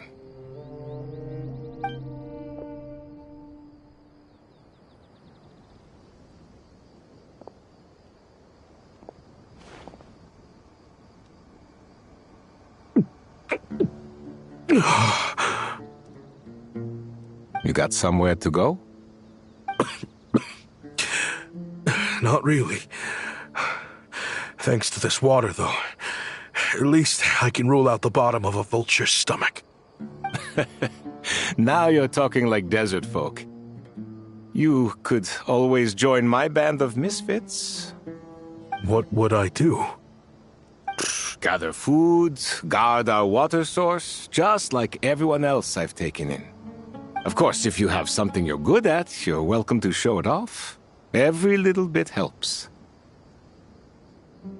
All I know is weapons. Weapons? Yeah. I love studying them. Big and powerful ones, small and deadly ones, old ones, new ones. I believe the essence of Kashara research is embodied in weaponry, and the pursuit of this kind of technology is what pushes the world forward. My lifelong goal has always been to become a foremost expert on all kinds of weapons, so I can invent even more advanced ones. So I might have borrowed a few sensitive techs without permission, but You see the vision, right? The higher-ups in the Academia just didn't understand. The Academia could have 1,001 reasons for exiling you out here, and it still wouldn't matter to me, son. All I care about is what this specialty of yours can do for us. I can help upgrade your weaponry. That should come in handy in a dangerous place like the desert, surely. True, weapons are essential to life here in the desert. Most folks get them when merchants happen to pass through. But when it comes to protecting the people here, this scimitar in my hand is more than enough. The kind of weapons you're talking about are overkill for a place like this. Overkill? Really? Our group is lucky. Our ancestors learned how to protect the oasis from the sandstorms to prevent it from drying up. Plus, we're pretty far off the beaten path. Helps us avoid conflict with other bands of Eremites. All in all, we don't have to travel to find water, we don't have to fight off other desert folk. It's a real place to call home. There are plenty of ways to die in the desert, but behind a lot of them lies too much ambition. So, having somewhere to settle down is more than enough for me. I see. Guess I could do some odd jobs then. I've heard you Kasharawa scholars are handy with all kinds of gadgets. You could always make something for the kids. You mean, like, toys? Yes, if you wouldn't mind. It'll give them something to do. Life can get boring out here. All right, then. And just like that, a Kasharawar scholar at the cutting edge of his field ended up in the desert, making toys for children. It got boring from time to time, but all in all, those days were quite pleasant. The Eremites accepted me as one of their own, and all the children loved me. Looking back now, I wish I could have lived like that until the end of my days. But then, those despicable people showed up, and it changed everything. Don't rush me. These materials are in short supply. Oh, they've got a lot of nerve showing their faces back here. Send the gem? It has been a while. Well, we have a right to this oasis, too. Our ancestors were part of the group that discovered it. You hated this place. After that giant sandstorm when everyone else was trying to figure out how to help, you got out of Dodge the first chance you could get. Because I knew better than to be stubborn. Stay in one place too long around here, and it might just be your grave. You abandoned this place. If we'd done the same, the oasis wouldn't even exist anymore. You gave up your right to be here a long time ago. I heard they joined another band of Eremites after leaving us, but got kicked out. I bet they're only crawling back to us now because they've got nowhere else to go. Chief, should we drive them off? I'd like to see you try. I'm warning you. You won't get rid of us that easily. Leave them be. This oasis has always been big enough to sustain more than one group of people. It's not worth spilling blood over. All that matters is keeping the people here safe. At the time, I didn't think much of it. Just Chaim Waset being the kind-hearted man he always had been. And so, normal life continued, much unchanged. Well, mostly. You can take the scholar out of the Academia, but putting your life's work behind you is easier said than done. I often found myself flipping through my collection of blueprints and sketches. The ruin drakes scattered around Sumeru were of particular interest to me. As far as I knew, no one had been able to analyze or reproduce the technology within those mechanisms. But I was able to design a kind of lure to bait them into attacking a specific target. In effect, turning them into a weapon.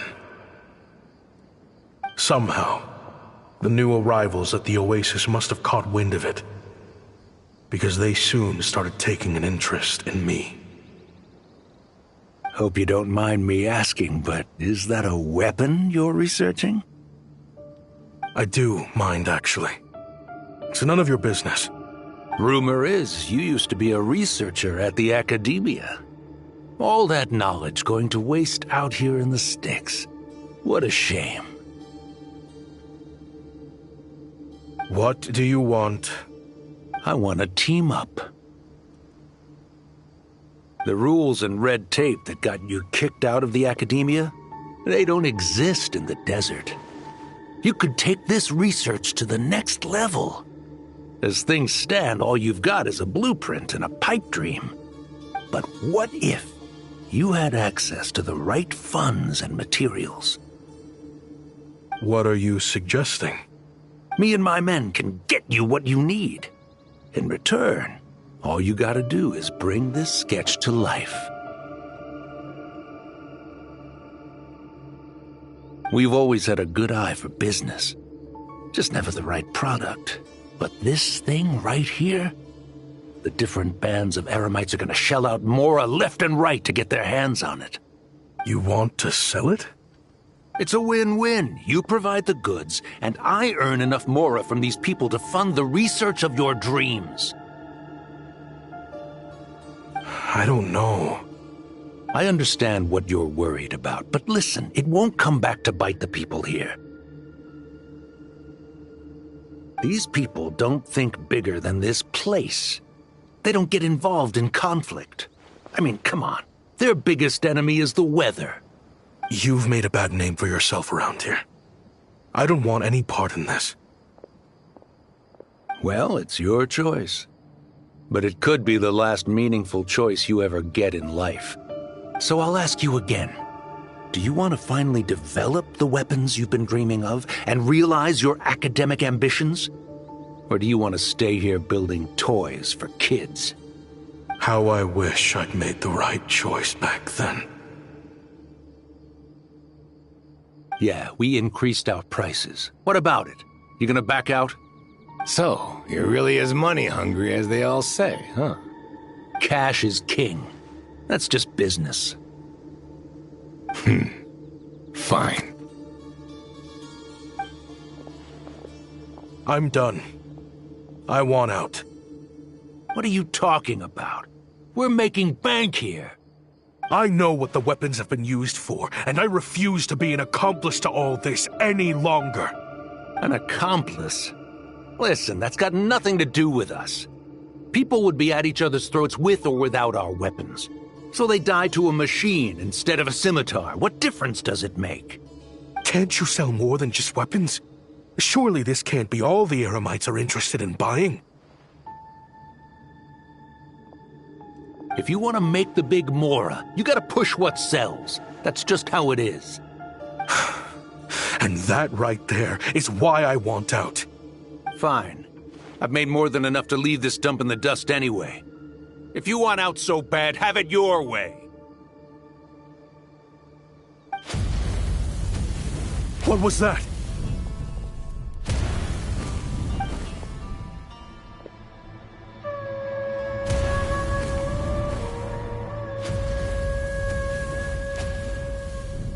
No.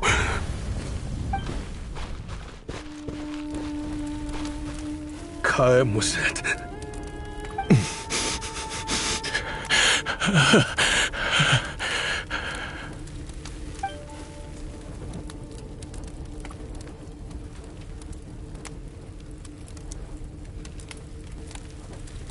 How did this happen? You won't find a tribe in this desert without enemies. People have tried to steal water from this oasis in the past, but Kaem drove them off. Guess his enemies have been holding a grudge this whole time. You sold weapons to his enemies. He took you in when you had nowhere to turn. You owe him your life. Why would you do this? It was the perfect excuse to drive up the price, that's why.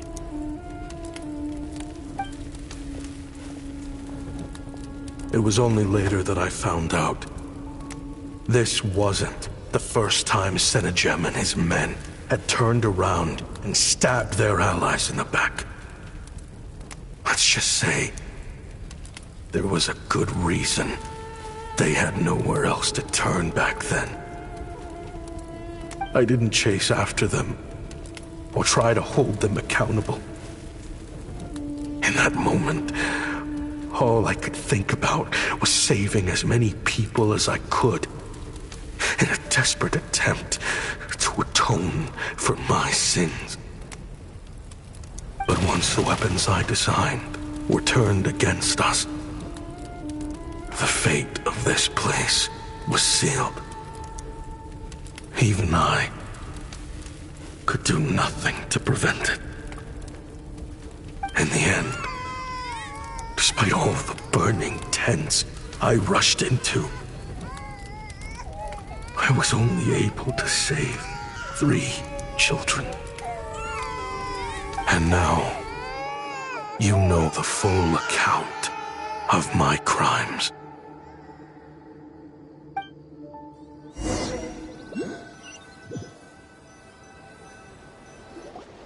I've been raising them ever since, while attempting to hunt down the men who made them orphans in the first place.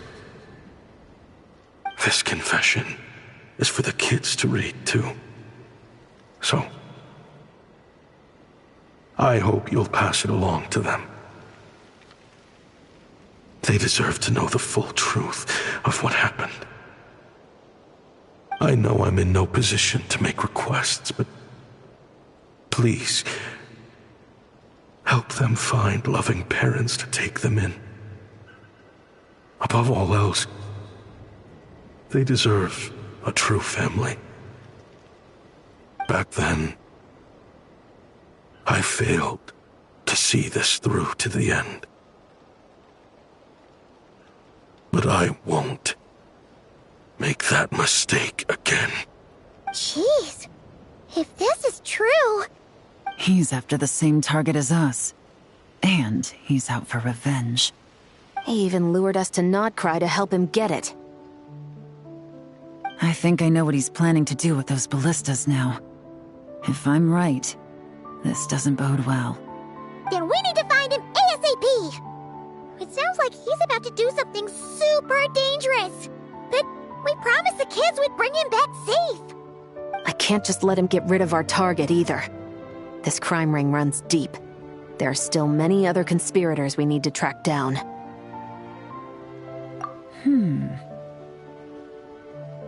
Oh? You got something? He knew we'd be out of the picture investigating this place. I think he decided to spring the trap that we set up. Oh, snap. He's not working for them, so our original plan could have worked all along. The meeting will be happening any time now. Quick, we need to head to the rendezvous point.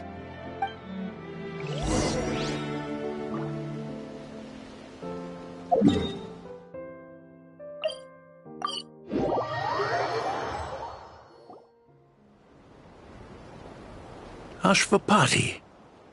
It's been a while, Senegem. Over a decade, at least.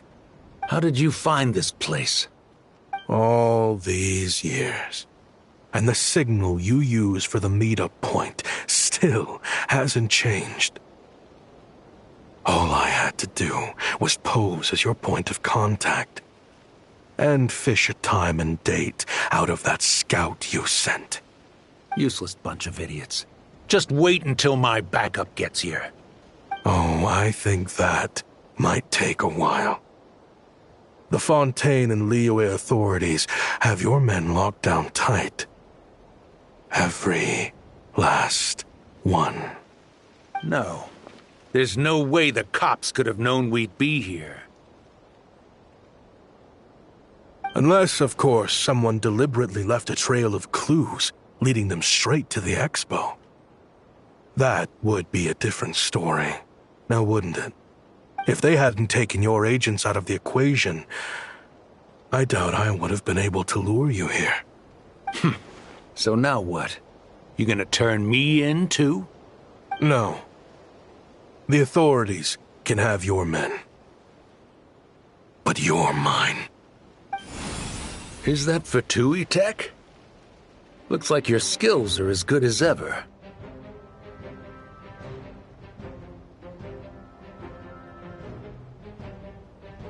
Listen, I know you're mad that I've been racking up Mora without you all these years, but it looks like you still got it. If you want back in, we can work something out. After everything that happened, what makes you think I would want back in? Because what's the alternative? You're not here for revenge, are you? After Kayemwazet took you in, you really convinced yourself you were one of them, huh? What you should have learned is that banking on loyalty and belonging is a losing hand. Better to cash out before you're in the hole. In the desert, my people live by one rule and one rule alone. The last laugh doesn't go to the righteous. It belongs to the one who knows how to cut their losses. Just look at me. When there's Mora to be earned in the desert, I'm a desert folk. When the opportunities in Fontaine are sweeter, I'm a Fontanian. You think everyone is as much of a lowlife as you? A lowlife? There's nothing Mora can't buy, Ashvapati. That includes prestige.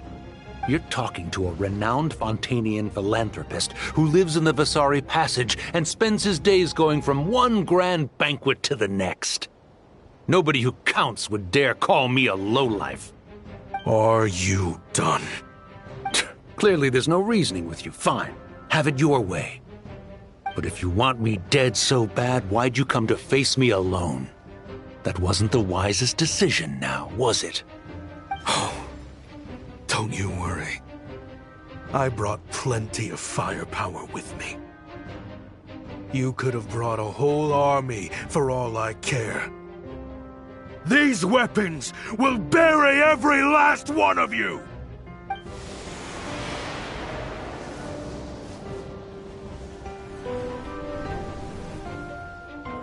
What the? Are you crazy? If that thing fires, you're not getting out of here alive either. Yes, that's the plan.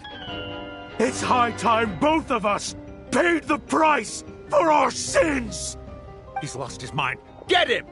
Start breaking his bones until he removes this barrier! Hold it right there, all of you! Otherwise, I've got enough firepower to go around, too. The Maison Gardiennage! You got here sooner than I expected. Hey! What's that in the sky? Looks like bad news! Ashvapati, you have my word that these people will face the judgment of the Fontaine courts. Remove the barrier and come with us at once. Fontanian justice is too merciful for them. You should leave us. Stubborn fool.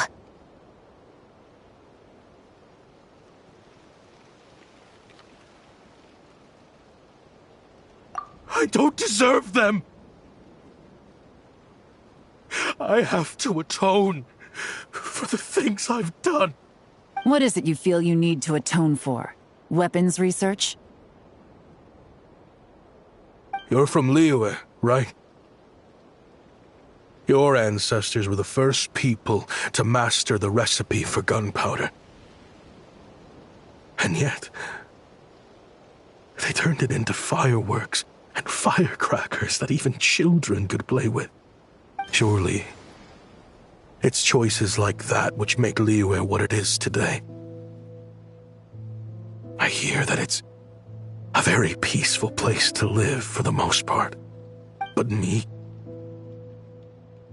I chose to use my research skills to create weapons of war that brought death to countless people and destroyed the only home those kids had. That's why I have to atone. Because I have blood on my hands. Sounds like you don't know as much as you think about fireworks. They might be harmless fun in this day and age, but they started out as weapons too, you know. What? That's right. Fireworks and firecrackers were originally developed for use as weapons.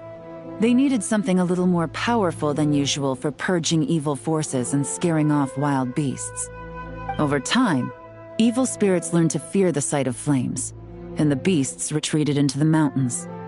That's when people started repurposing fireworks for entertainment purposes. The peace we enjoy today isn't because we chose to make toys instead of weapons. The weapons are what secured us the peace in the first place. Only then did we have the luxury of choosing to turn them into toys instead. It's people, not weapons, that commit acts of evil. And when people are as bent on destruction as the evil forces and beasts faced by our forebears, whatever tools they have at their disposal end up as weapons. Time is running out. Please. Leave while you still can. Relax. Now that we have these guys in custody, I think we can find a way of repurposing these ballistas for the children's amusement.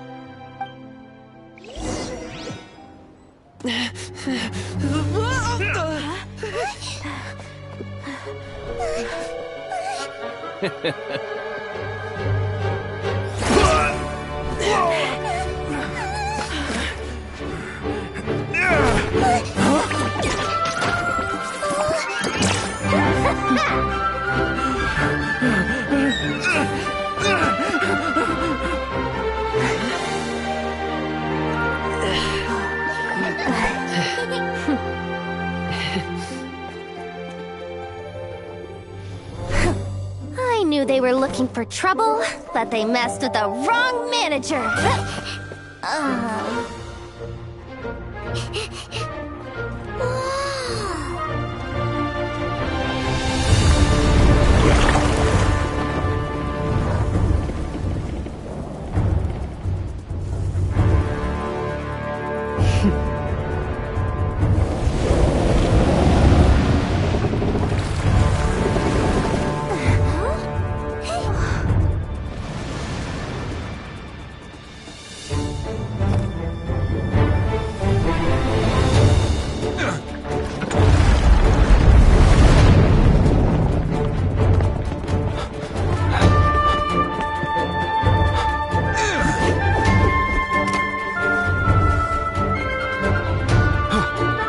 Captain, we're in position! Prepare to intercept! On my signal!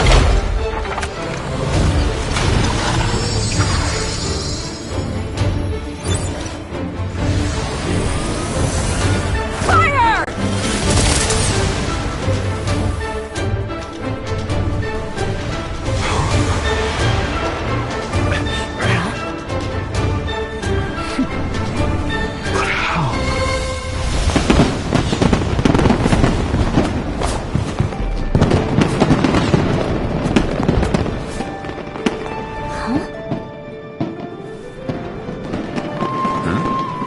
Fireworks show?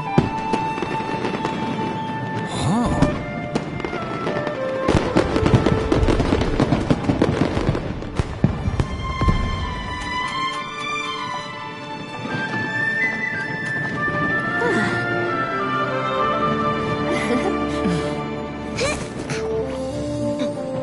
Recording mode on. Has this always been part of the show?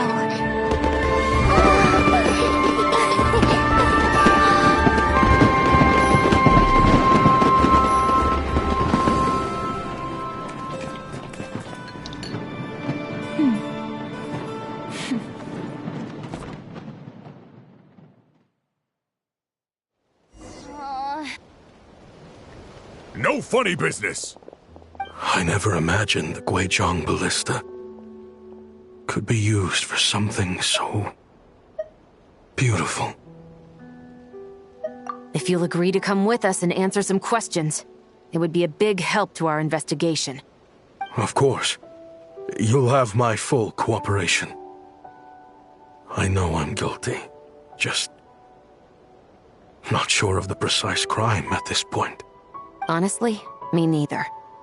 I'm sure a case like yours would have Fontaine's top legal experts scratching their heads.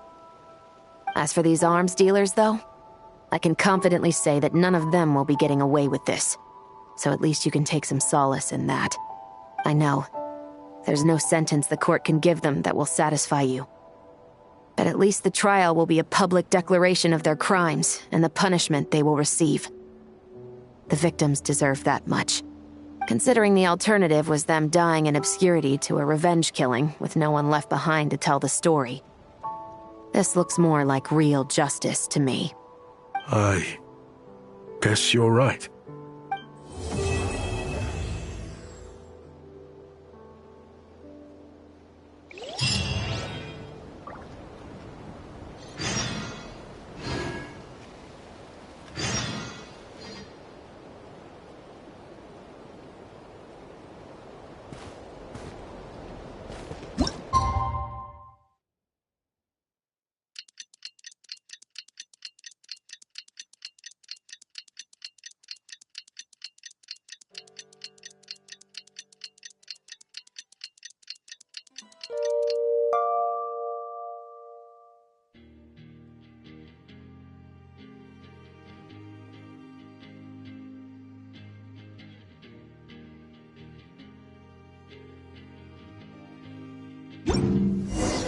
What do you think they did with Ashvapati in the end?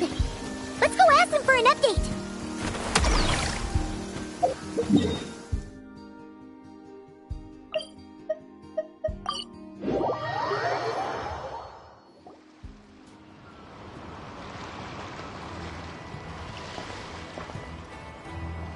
Great! Everyone's in one place! Now that we are on the other side of this incident, I suggest we put any remaining questions to rest here and now. The Voynich Guild won't be responsible for any disputes remaining after this meeting. Understood. Well, there's been no serious harm to me or any of my compatriots. And with the arms dealing operation closed down, I've achieved my strategic objective. I'm happy to let the Fontaine authorities process the culprits from here on. I appreciate your flexibility. I'll need all of them in my custody to proceed with the case files. As for you...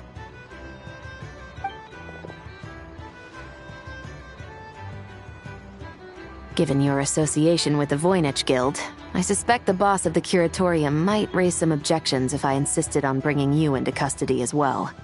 Then what do you propose, Miss Chevreuse?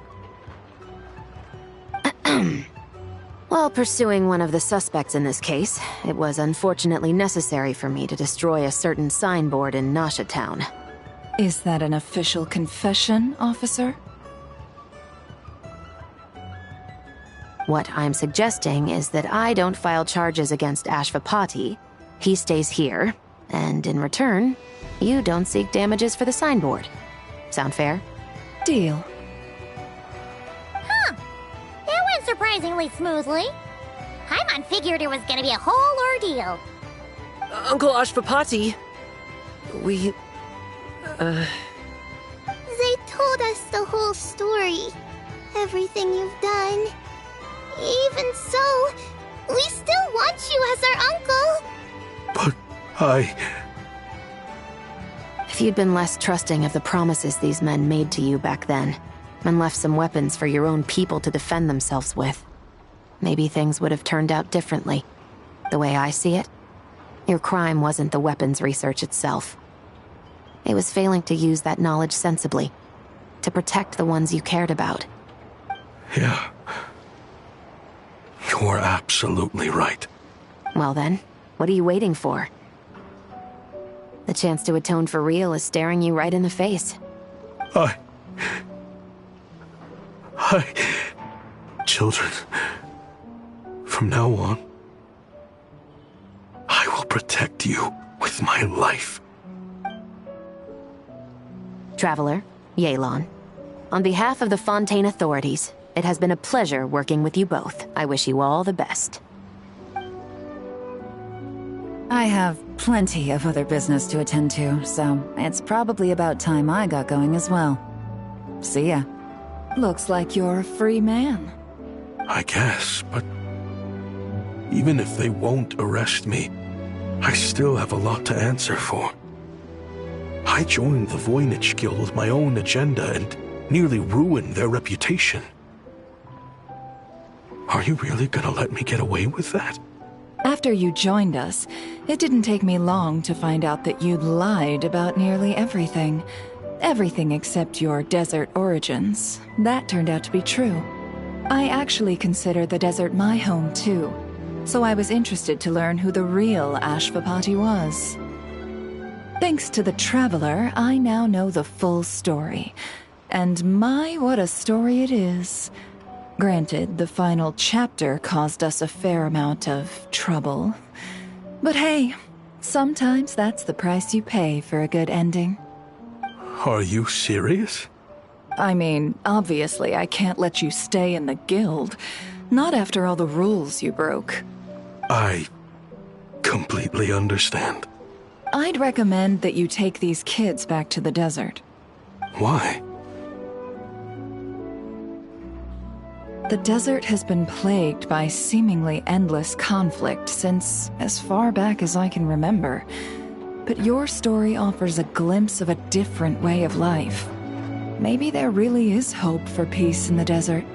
The Sumeru of today is a different world than what it once was. With Lesser Lord Kusanali at the helm, who knows where the possibilities end? Maybe you could rebuild the home these kids once knew. I'm flattered, really. But that was a lifetime ago. I'm sure the sandstorms will have buried any last trace of that oasis by now. Sure, we could put up a few tents and call it a settlement. But what then? It would be a brutally harsh existence. There's no way around it. Where there's Mora, there's always a way. Hello, my dear customer. Why don't you discuss your needs with me? If you can dream it, you can buy it. So Mora is the answer, huh? All right. Say I wanted to buy a hometown for these children. You telling me I can buy that from you? Don't take her so literally. She's just doing her sales pitch. Sure can. Huh? Ta-da! I present to you one magical gemstone created by none other than the renowned mage Alice herself.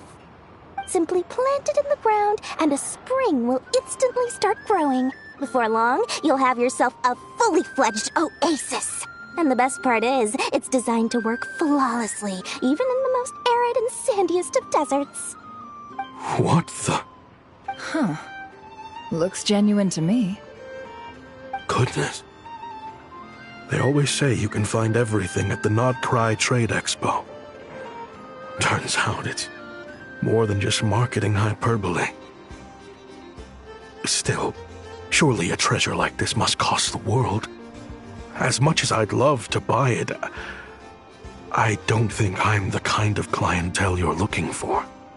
Actually, this could be your lucky day. The mage who tasked me with selling this insisted on setting the price herself, and she priced it as whatever keeps the kids happy. Needless to say, I could have found far more lucrative options. But alas, none of them would be worth breaking a promise to a mage over. Whatever keeps the kids happy? So what is that in Mora? Good question. I got it! How about I charge you whatever you three kids earned at the expo? Then you can say you bought back your hometown through nothing but your own hard work. I think that would keep the kids very happy indeed. Wouldn't you agree? Deal! Hooray! Well, this was a strange turn of events.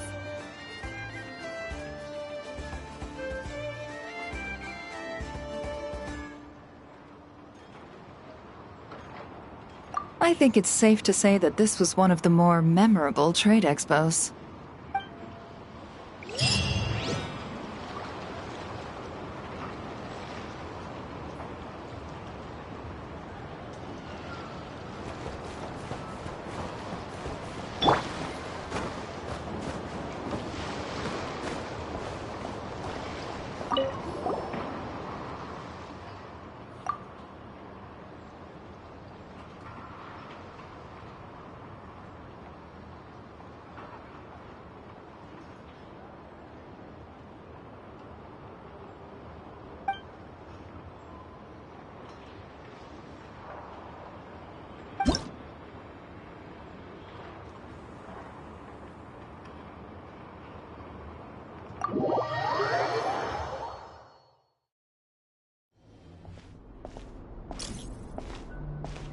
Ready, partner?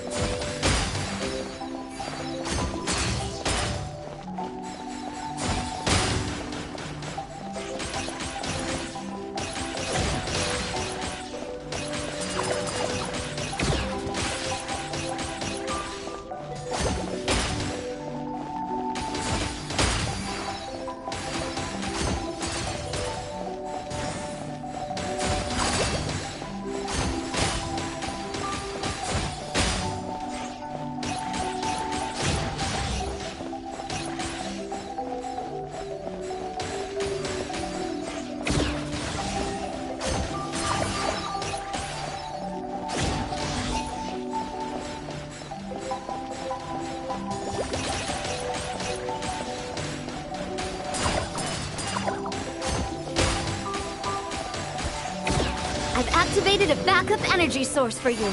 Keep at it!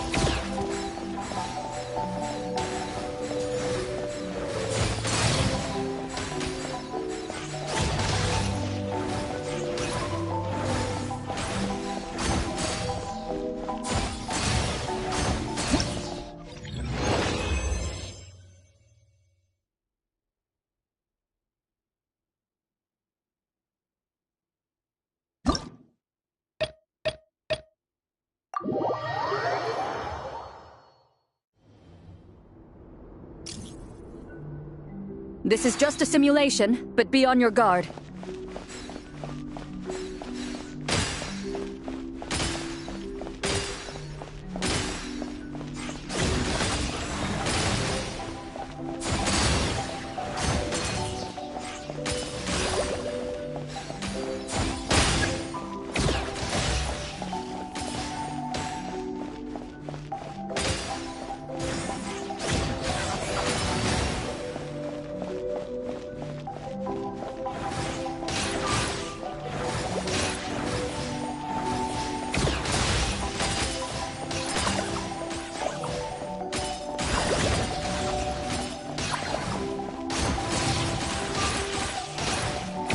You've got this, partner!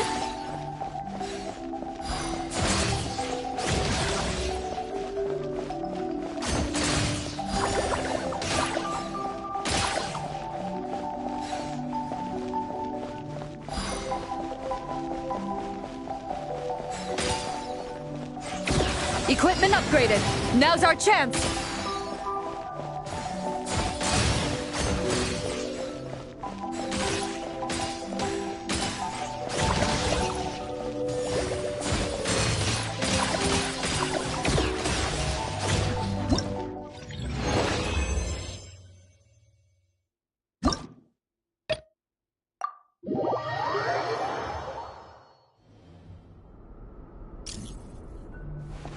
Ready, partner?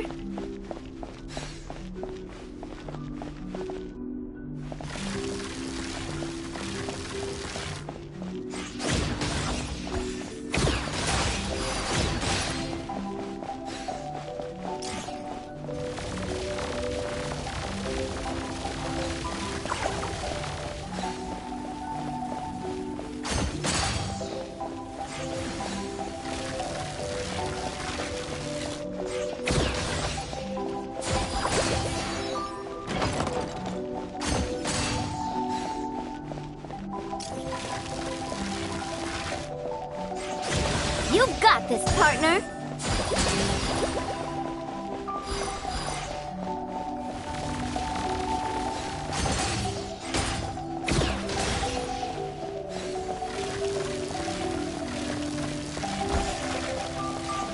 I've activated a backup energy source for you. Keep at it!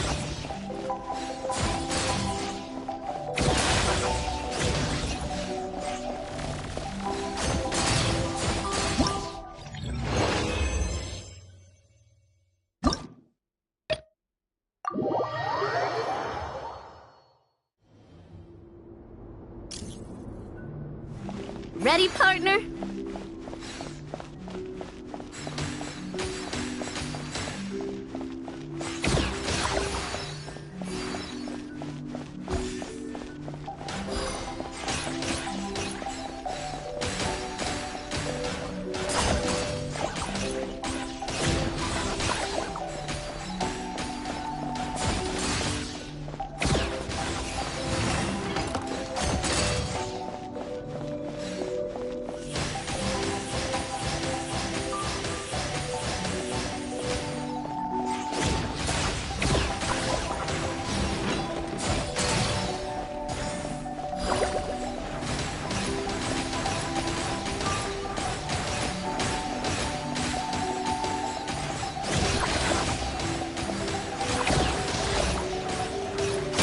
Equipment upgraded. Now's our chance.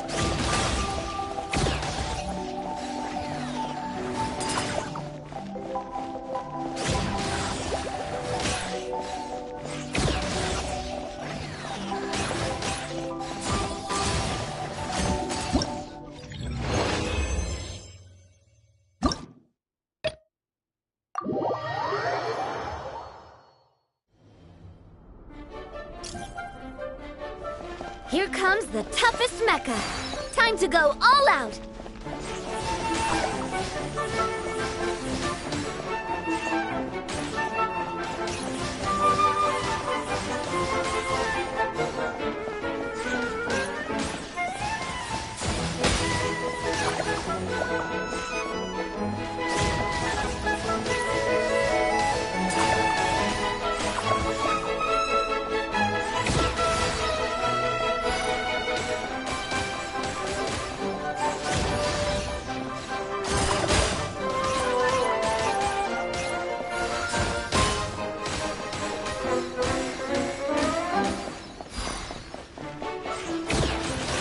You've got this, partner.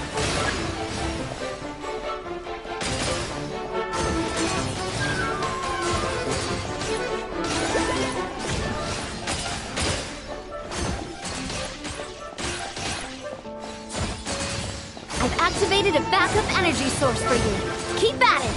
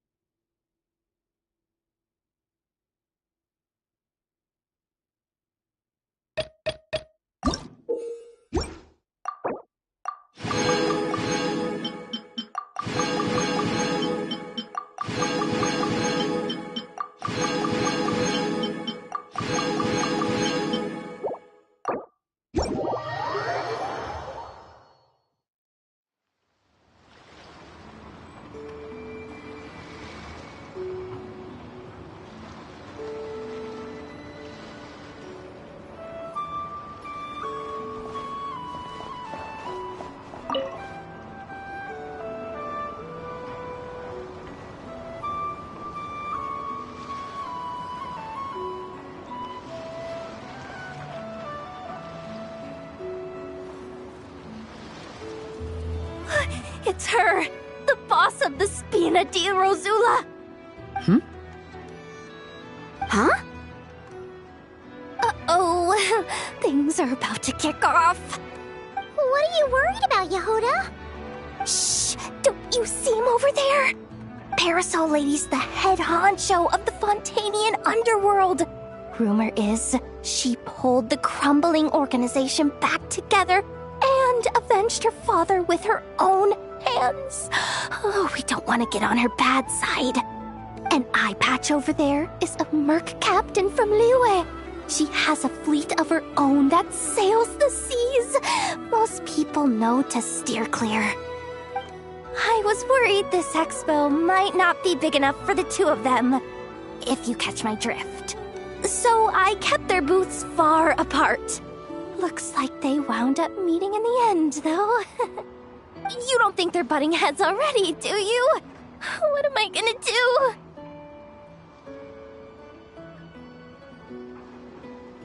Hey guys! What's up? Oh, hey there, partner in Paimon. Partner? Can't go far in my line of work without hearing about the president of the Spina di Rosula or the champion duelist of the court of Fontaine. Thought I'd make some friends since the opportunity's presenting itself. Plus, now that the traveler's arrived, I wonder if these ladies might just agree to coming aboard for a drink.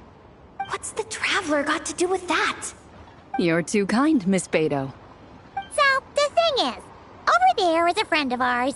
She's managing the expo, and seeing as you're all big shots where you come from, she was worried you might, butt heads. Is that so? Well, I think you can put her at ease. Yeah, and if there's anything we can do to help, just say the word.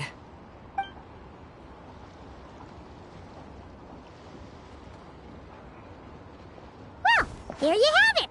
Nothing to worry about. These people are your friends? How is that even possible?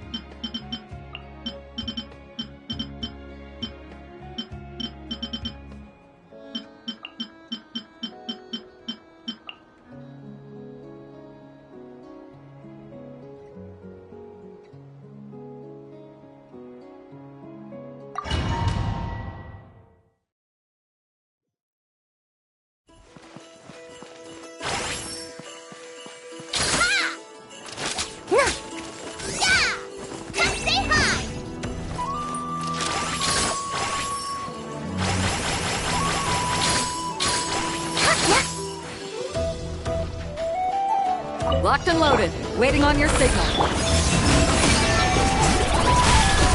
Strike a pop! Go, Ruby! As you like it! Give up. Submit. Don't waste my time. Time to shine!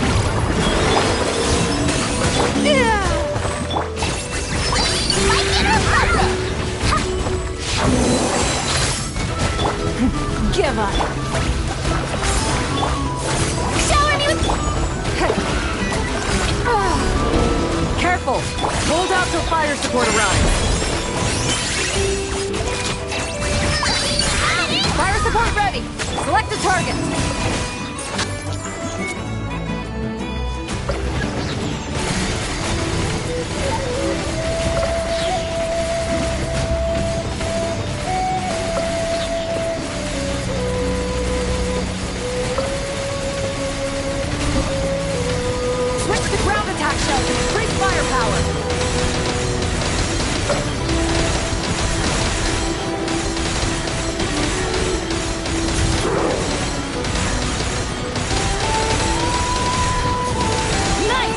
Shooting!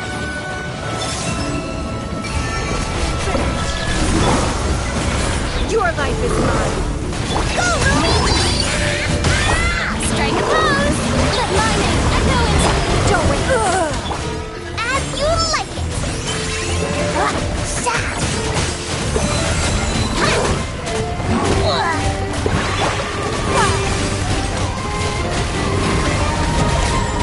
A moonlit night for all. Shower me with praise! Time to shine! It's no... Careful!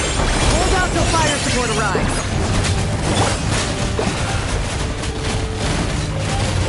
Fire support ready! Select a target!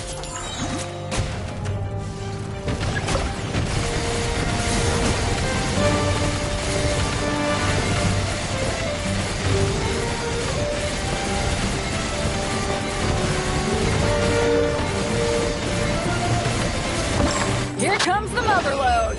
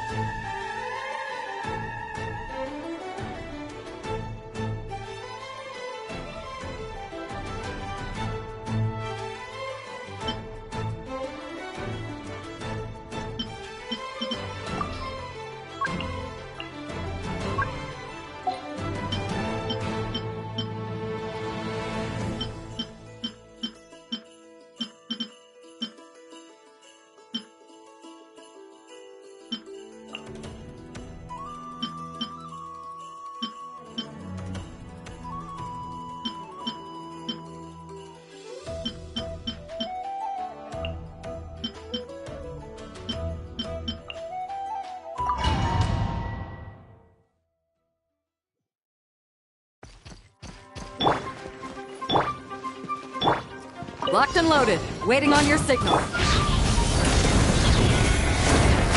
Closing in.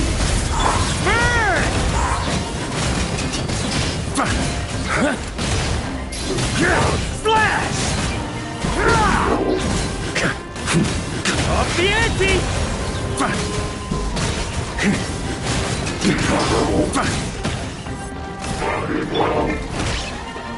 Let's light it up, everybody!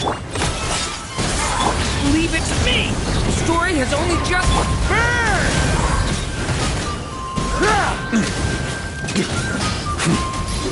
Careful! Hold out till fire support arrives. Fire support ready! Select a target!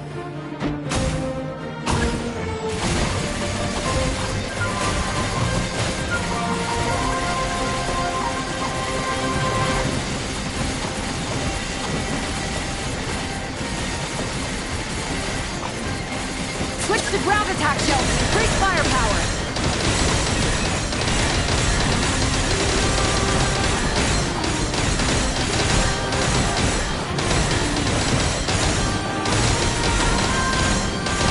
Nice guiding! Well done! Story has... I'm going in! Open fire. Ills be gone.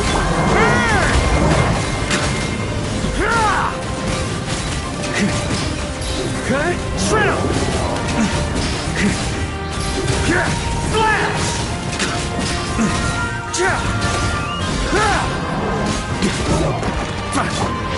Stay Up and away.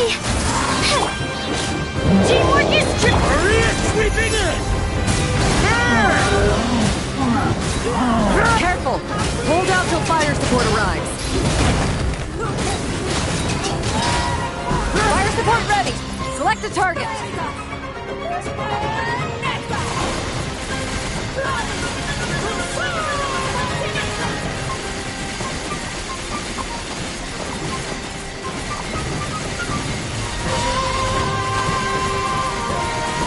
Switch to ground attack shells and increase firepower!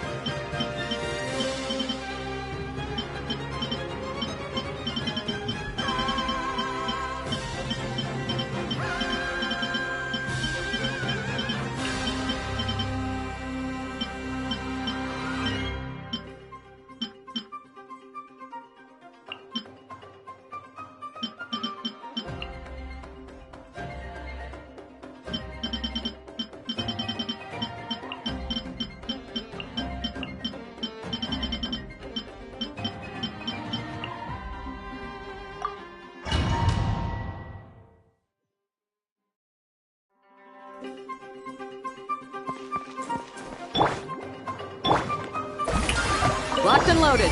Waiting on your signal. Be silent. Close your eyes. Night falls. Observe to dust.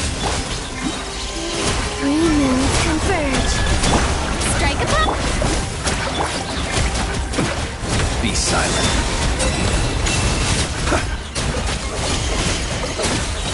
The long sleep beckons.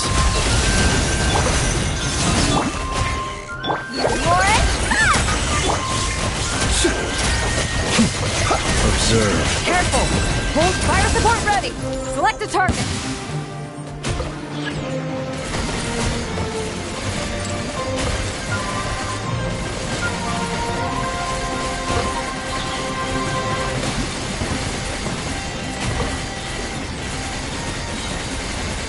Here comes the mother load!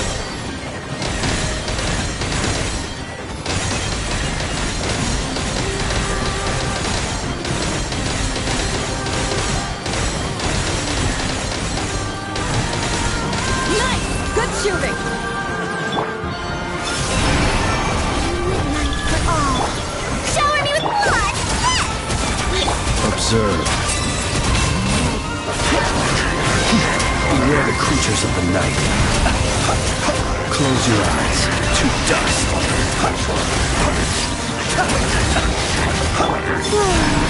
Means converge.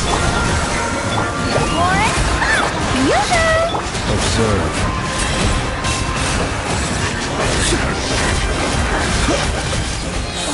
Close your eyes. Night falls. Careful! Hold out till fire support arrives.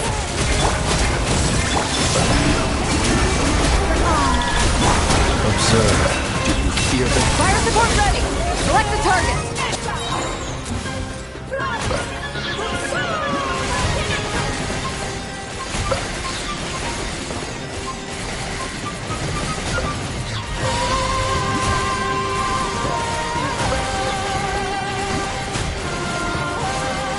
Switch to ground attack shell to increase firepower!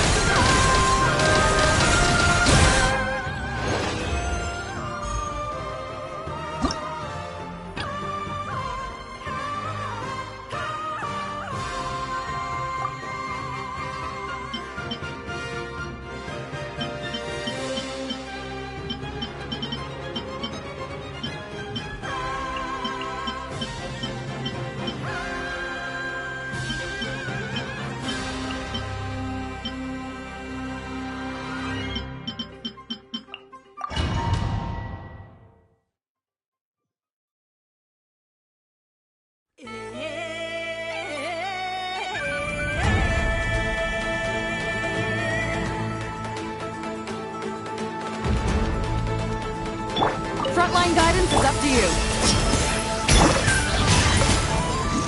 Witness the power of Gugwa! Annihilate.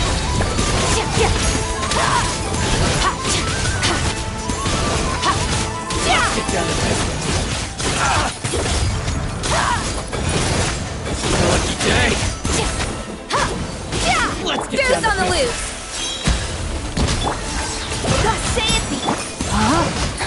Ring cutter! Lucky day.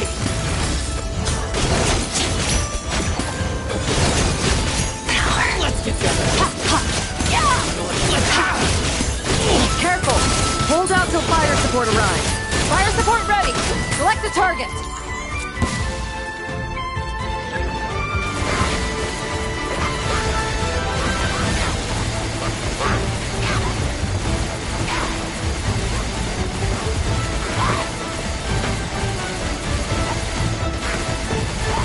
Here comes the mother load!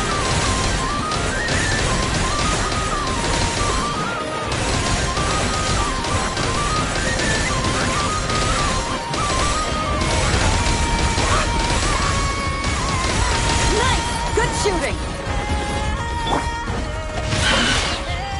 Witness the power!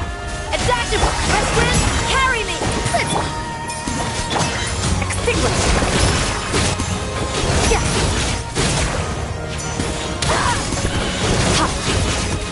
Mine to wield.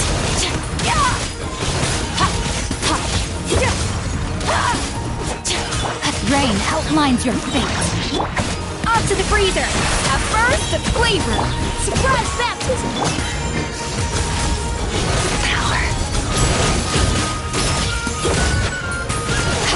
Careful! Hold out till fire support arrives.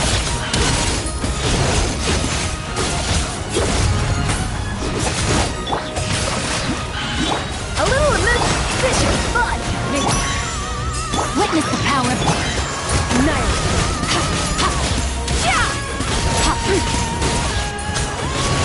Fire support ready! Select the target!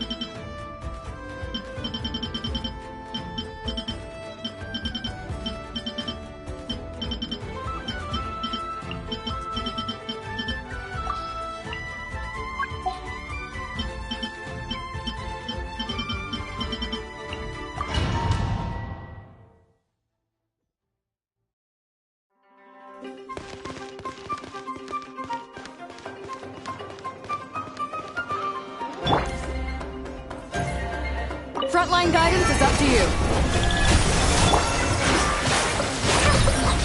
All eyes on me!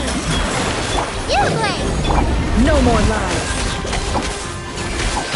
The deception ends here. Can't hide the truth.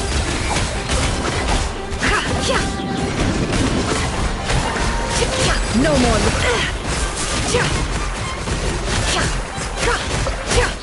can't hide the truth. Hey! Flame, a moonlit night for all. Careful! Hold out for fire support arrives.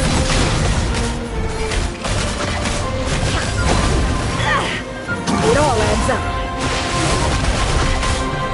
Time to go clean. Can't hide the truth.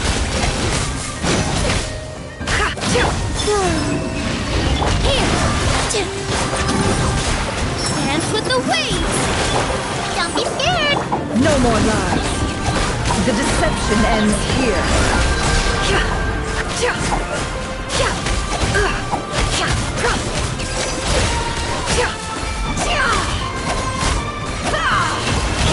A fuse tornado.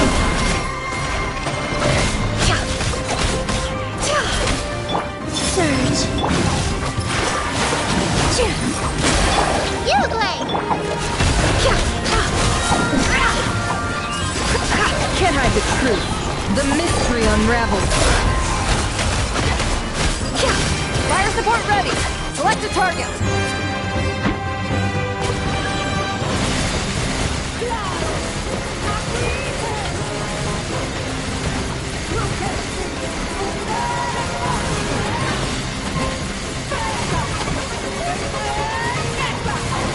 Land the projectile in the middle of the enemy formation.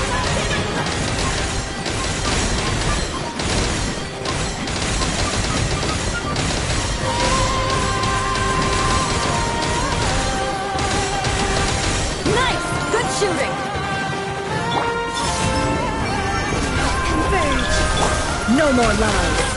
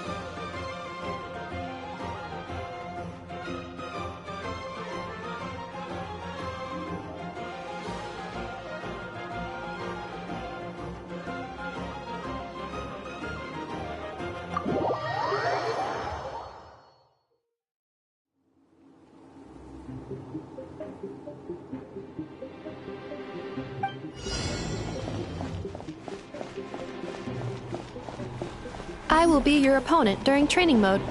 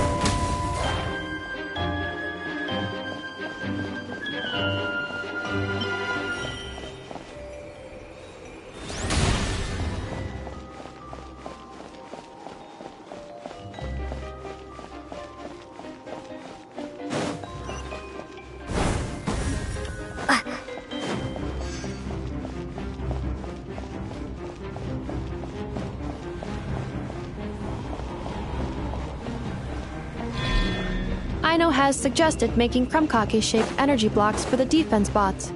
However, the chances of her accidentally consuming one would increase by 80%.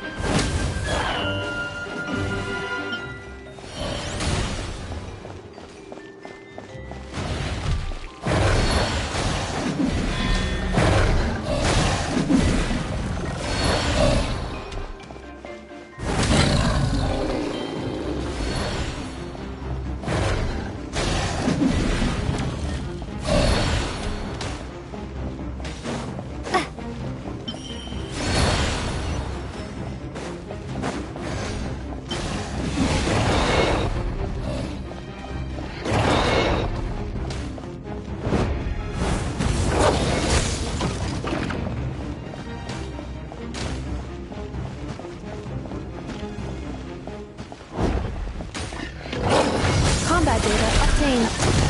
Exceeds expectations.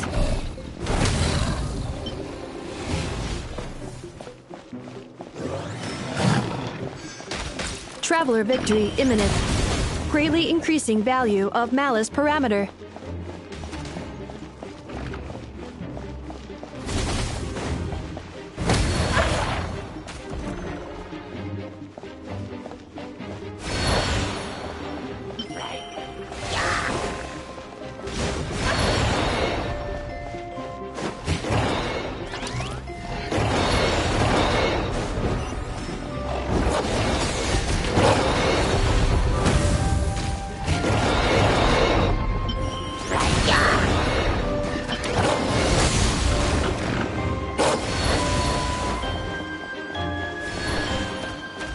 Traveler's defenses have been breached. I am quite good at this.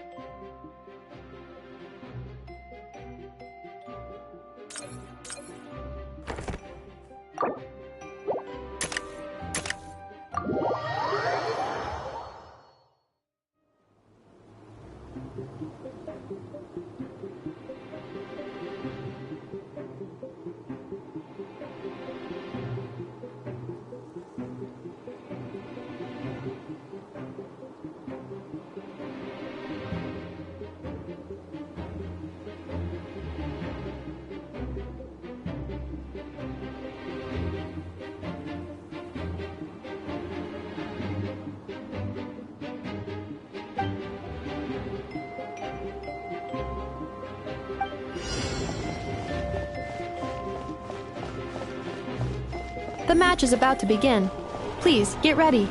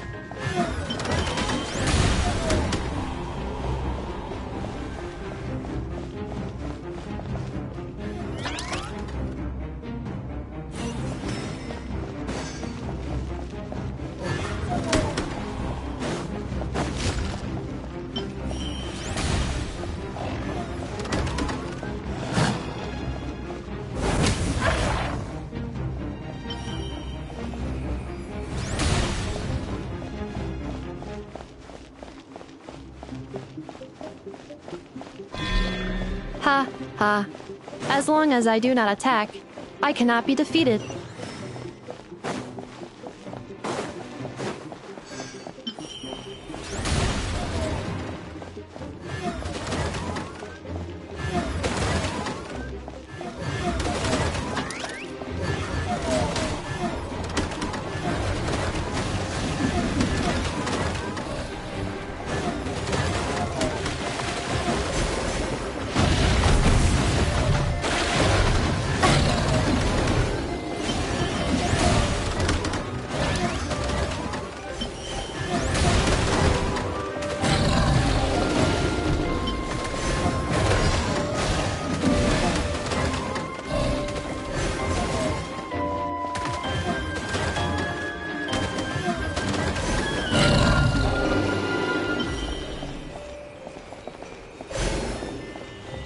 Traveler victory imminent.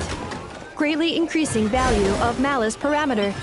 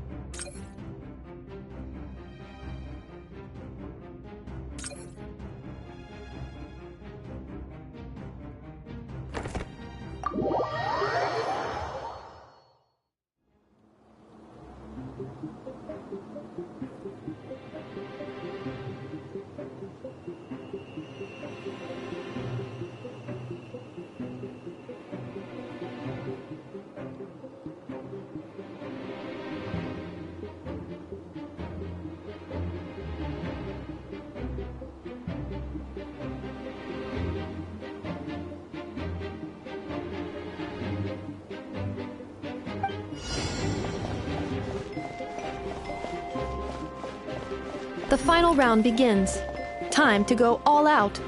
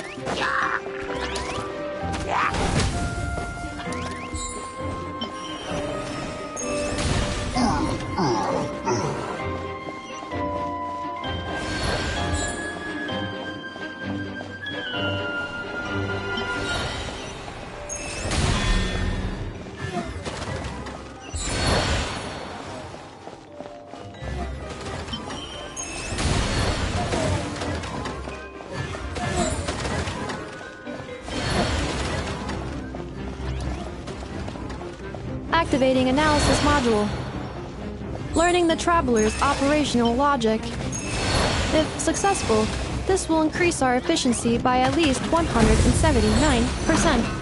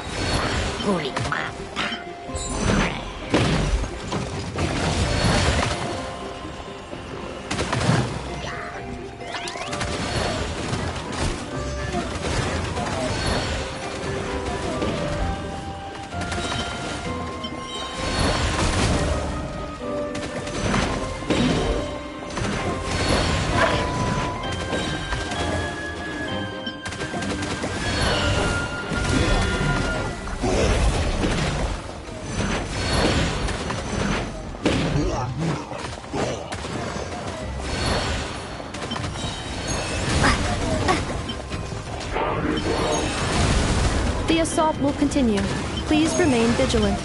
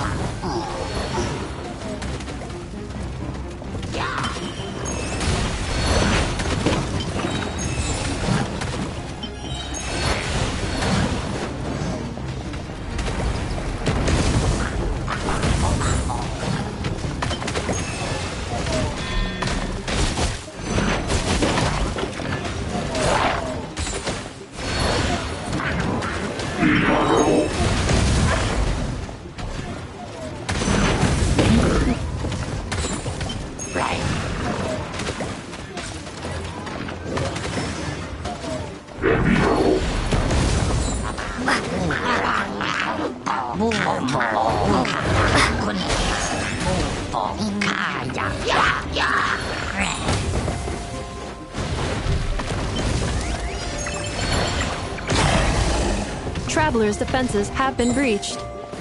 I am quite good at this.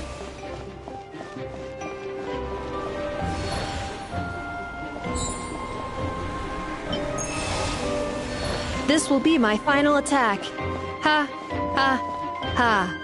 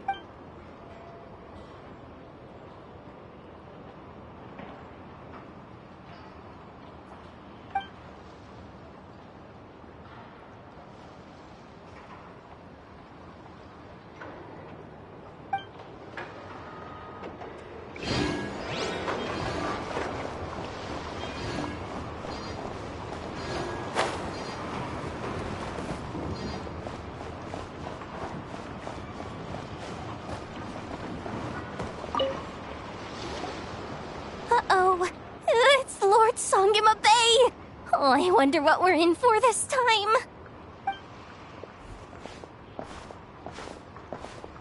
Well, hello! Is that the Traveler and our dearest Miss Expo manager, Yehoda? You're in luck. I'm offering a whole host of Expo-exclusive discounts. Don't miss out. Paimon's not remotely surprised to see Dory here. This event's practically made for her. Yeah, she attends religiously every year. And she's always the seller who we get the highest number of complaints about. Complaints? Every single mora I make from this expo is 100% legitimate. I've never broken the rules, and my prices are entirely fair. If people regret their purchases and want to grumble about it behind my back, that's not my problem. Paimon can hazard a guess as to why people might be complaining. I know. And every dispute ends in your favor after you've peppered the buyer with 1,000,001 reasons why you're not in the wrong. It's just... Could you maybe not find a way to send every single one of your customers complaining to me this time? I'm begging you, Lord Songemabe, for me, please. How about this? A special opening sale just for Miss Yehoda. 50% off! In other words, I'll do my very best to keep the number of complaints down to no more than half of my customers. Sound good? Jeez, what a bargain. Works for me, I guess.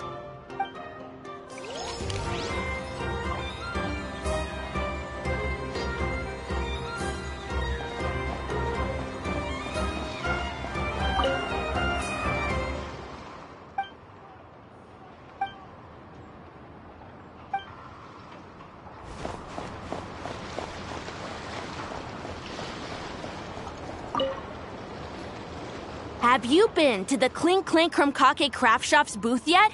They're selling blueprints for a machine. With everything Uncle's taught me, I bet I could build one of those thwack and smack defense bots. We should buy a blueprint. Sounds like a waste of money to me. We should be spending our expo earnings on more important stuff like clothes. But Uncle said the most important thing is that we have fun. Guys, please don't fight. I hate to break it to you, but I'm afraid no one really comes to this expo looking to buy toys. If you make any mora here, it won't be nearly enough to buy yourselves a blueprint. I doubt it'll even cover your new clothes. Oh! Hi, Yehoda! Hi, Traveler! I came here to make sure you kids stay safe, so listen carefully. If you want to look around the expo, that's fine, but you need to be extremely careful when talking to any strangers, okay? A lot of crazy people show up to this expo, both sellers and buyers. You don't know what they might be capable of. So if anything happens, don't try to deal with it yourselves. Call for me right away. You got that? Yehoda's really serious about looking out for these kids. Well, it's kinda my job. I'm supposed to be the one in charge. Oh, just take a look around. This booth is the only one being run by a bunch of kids. If there's anyone out there aiming to cause trouble, you can bet they'll start with the weakest target.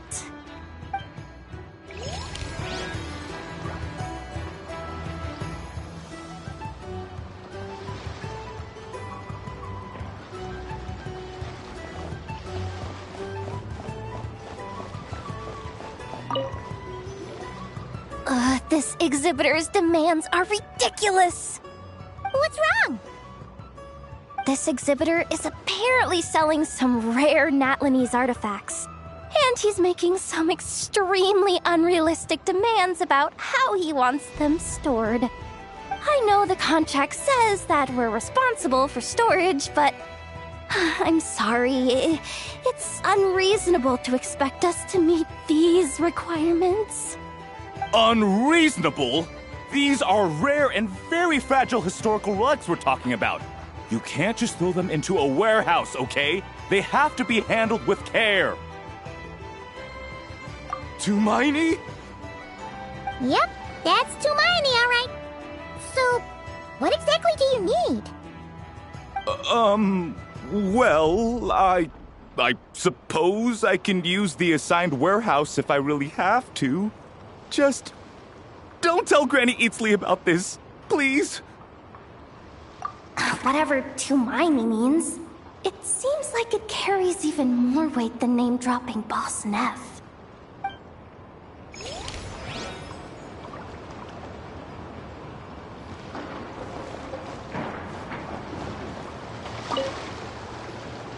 Welcome to the Treasure Hoarder booth. The treasure hoarders have a booth? Yep, every year. This is the largest legal black market in all of Tevat. The stuff they dig up is perfect for a place like this.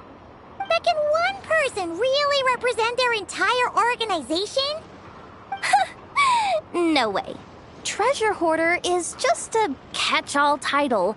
Their internal structure is crazy complicated. The thing is, the members who'd apply to set up the exhibits used to give themselves ever more highfalutin titles. You know, to boost buyer confidence. Over time, it became an unwritten rule that each expo can only have one treasure hoarder booth. The different factions usually duke it out beforehand for the right to take part.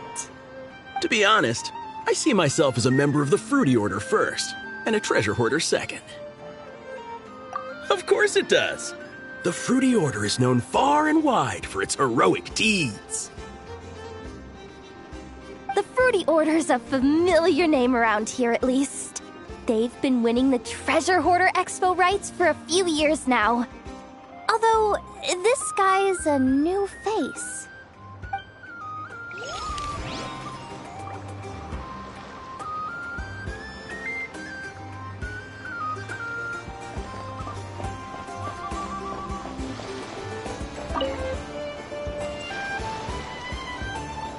Wait, that's a familiar face. Isn't that Viswava?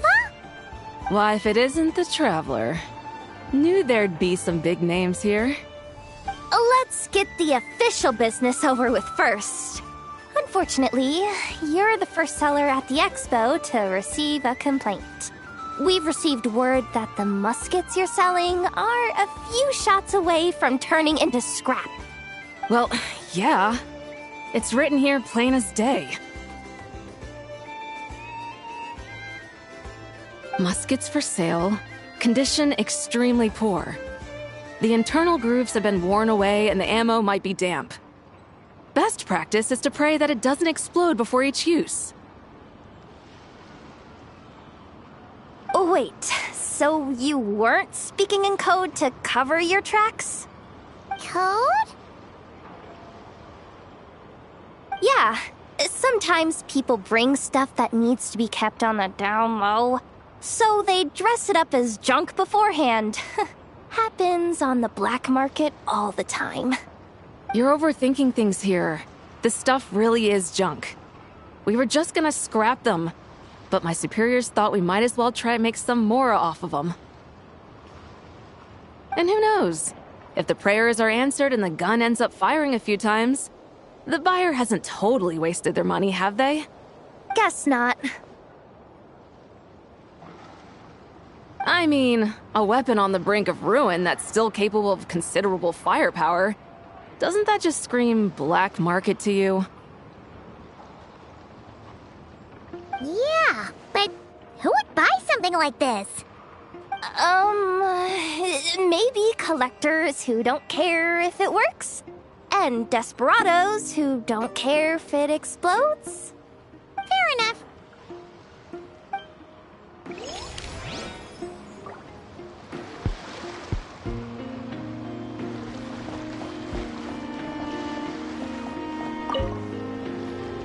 Sir, we don't forbid exhibitors from offering drink samples, but I need to make sure you understand what you're getting into. Any samples you offer are at your own risk. If anything goes wrong, like if a customer has a bad reaction to one of your products, the expo can't take any responsibility. Rest assured, ma'am, what you see here is 100% pure Mondstadt vintage. Straight from the Dawn Winery's cellars, actually. Really? Wow-wee! You don't often find Mondstadt wine this far away from home. Ah, you're telling me. If you try to ship this stuff through the proper channels, all the taxes and tariffs would send the prices skyrocketing. But that's where my connections come in. With me, you get Mondstadt wine at Mondstadt prices. Cool! What kind of connections? Hey! You can't go around asking people questions like that!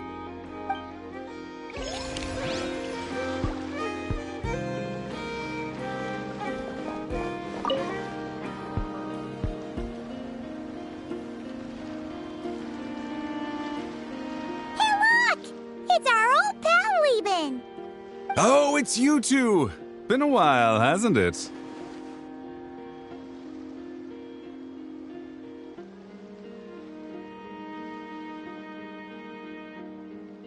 Wait, you know this guy too? Okay, I'm slowly starting to get why Boss Neff asked you to help me out. Ah, you must be the expo manager. Was there something you needed from me? Nope, just checking in. You're just selling a few ordinary items, is that right? Mm-hmm, that's right. Okay. I mean, we've got people selling toys this year, so why not? You seem confused. In the right environment, ordinary items don't have to fetch an ordinary price, you know? I'm sure I'll meet someone at this trade expo who recognizes their hidden value. Cool. Well, you do you. I'm certainly not gonna stop you. What about you, friend? Care to do some business? Well, to be honest, I spent most of the ones in my inventory to purchase this batch of goods. The ones you see here are just for decoration.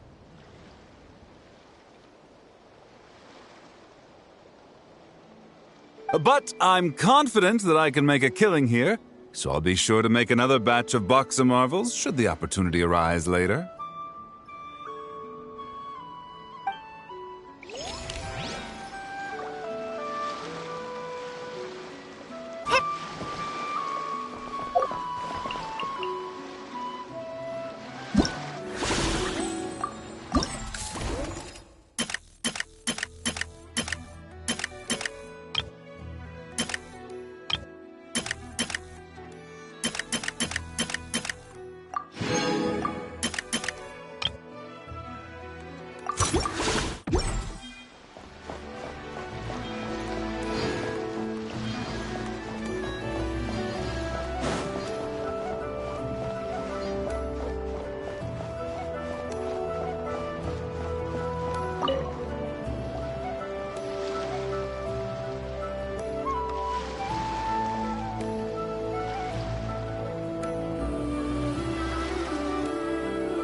Watch out, do you, Hoda? Just keeping an eye on things. Looking out for any problems that might need me to step in.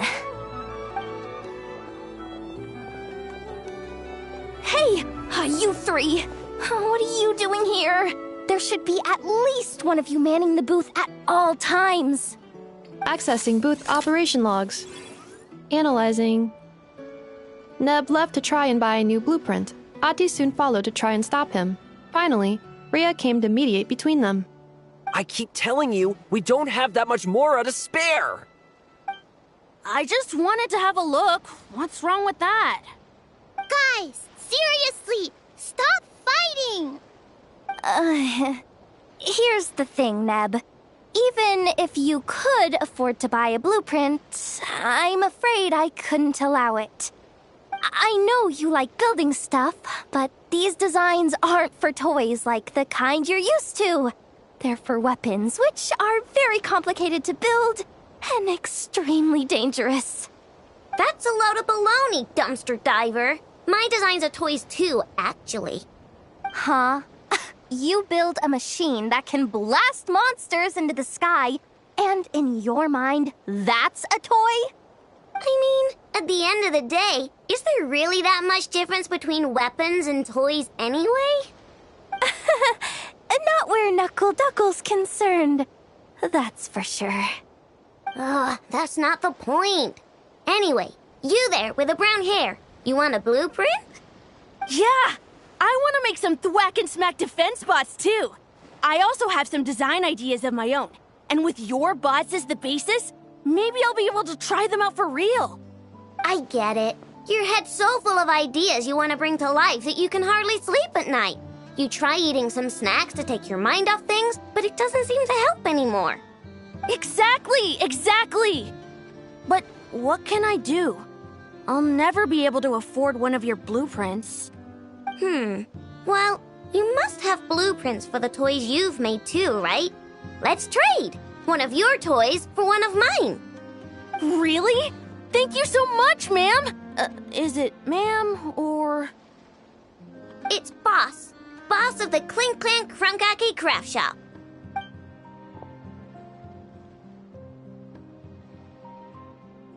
Thank you so much, boss of the Clink Clank Crunkaki Craft Shop. Huh, that was very thoughtful. Who are you, and what have you done with Aino? What's that supposed to mean? I'm a boss, aren't I? A lot of people depend on me. Looking out for them is a big part of the job. Did that really just happen? For a moment there, Aino stopped being a little kid and acted like a full-on grown-up. A grown-up who's shorter than the kid she was looking out for, but still. Previous records indicate that Aino has a 94% chance of adopting such behaviors when encountering a child in a similar situation to herself.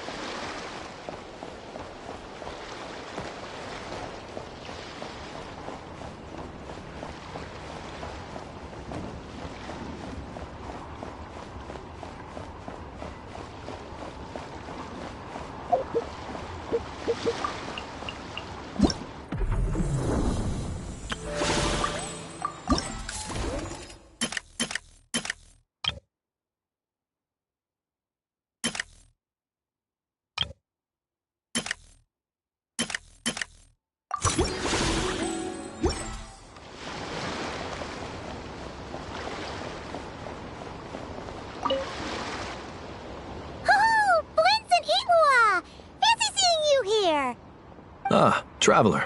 Paimon. How do you do?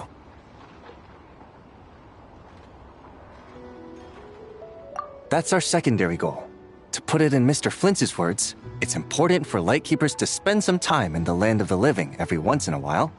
That sounds like something he'd say, yeah. Are you interested in these muskets? Since we're friends, Paimon will let you in on some insider info. This officer here is basically selling scrap. Oh, I'm well aware. The sign makes that quite clear. True. I'm interested in this particular piece because it brings to mind a picture I once saw. It featured several Ratniki and a Fatui officer who fought alongside them. The weapon that the latter used was identical to this one. The Fatui teamed up with the Lightkeepers? That's not unusual. I've heard similar stories from our older members.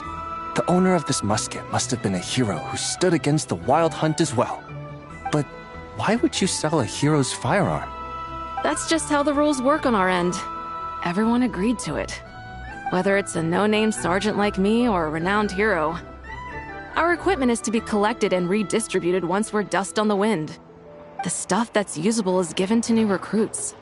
And the scrap is sold for whatever price it can still fetch. That way, we can at least put it towards feeding the grunts, you know? Better than following them to the grave. Huh. I think I'm going to buy this musket, Mr. Flint's. Could you tell me a few more stories about it when you get the chance? Of course.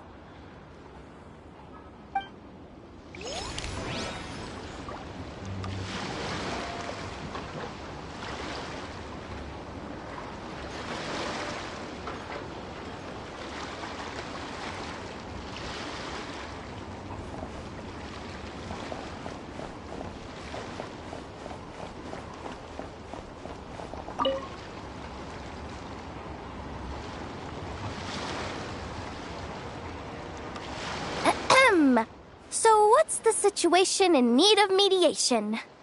This person's been glaring daggers at me from behind since she arrived. Hey, you! I'm a member of the Fruity Order, you hear? What a coincidence. So am I. Wait, really? I first encountered the humor and intelligence of trendy Zaytun Peach in the New Tide anthology. Then I heard the legend of intrepid Valberry while I was in the Fortress of Meripede. The more I heard about your order, the more it drew me in. I've been searching for so long, but I was never able to find an actual member. So when I heard that the Nodcry Trade Expo was being held again, I applied under your name. And now, I finally get to meet you. It's those idiots. Stirring up trouble again, huh? So what I'm getting is that this guy's an imposter? Our orders won the expo rights several years in a row, so we announced that we were backing out of the running this year to avoid conflict. Then, this guy had to come along. A few of the other groups were looking to duke it out, so imagine their anger when someone claiming to be one of ours snatched the expo rights again. Well, no one's made any trouble for me.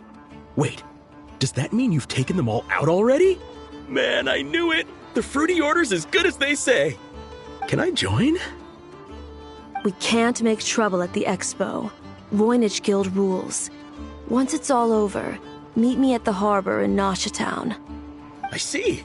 All right, I'll be there.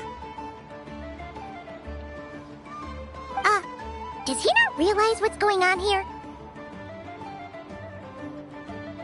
Also, considering our smooth collaborations thus far, a word of advice for the guild. This guy has only been able to keep his head in his booth because the Fruity Order took care of any rival factions. But if there's one thing the treasure hoarders have in spades, it's sore losers. Since our order has proven untouchable so far, they're sure to find easier targets to vent their frustration on. So look after those kids. Huh. So this guy has been responsible for more than one conflict so far.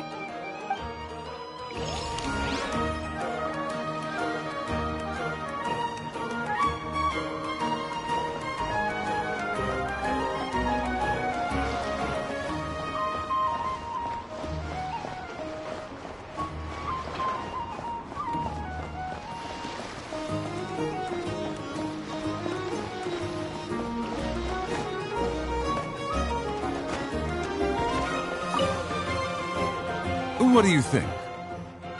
Not bad. Tastes just like back in Mondstadt. Varka? You're here for the expo too? Oh hey, Traveler, Paimon. I was only planning to take a look around. Wasn't expecting this pleasant surprise.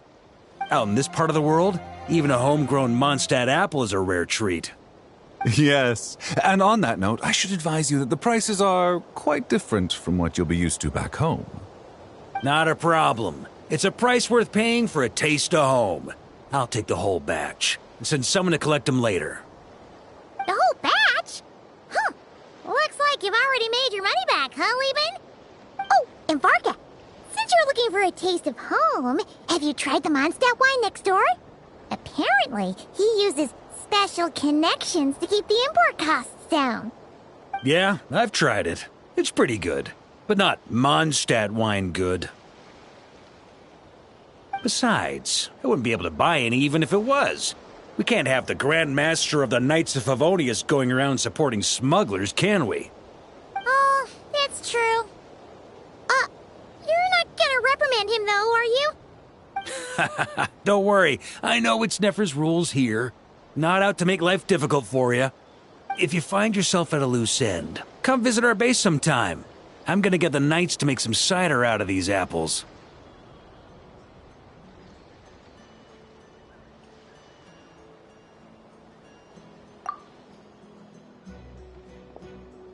Oh, you're as generous as they say, Grandmaster. Looks like you finally made some real profit. Hey, don't make me sound so incompetent. Though I'll admit, I wasn't expecting to make my money back quite so quickly. Now I can start thinking seriously about my next venture. I'm planning on heading to Snezhnegrad, actually. I hear they're running low on lots of supplies because of Project Stuja. That's a business opportunity if I've ever seen one. With any luck, maybe I'll have the pleasure of seeing you there. Well, good luck out there. Hope you strike it rich.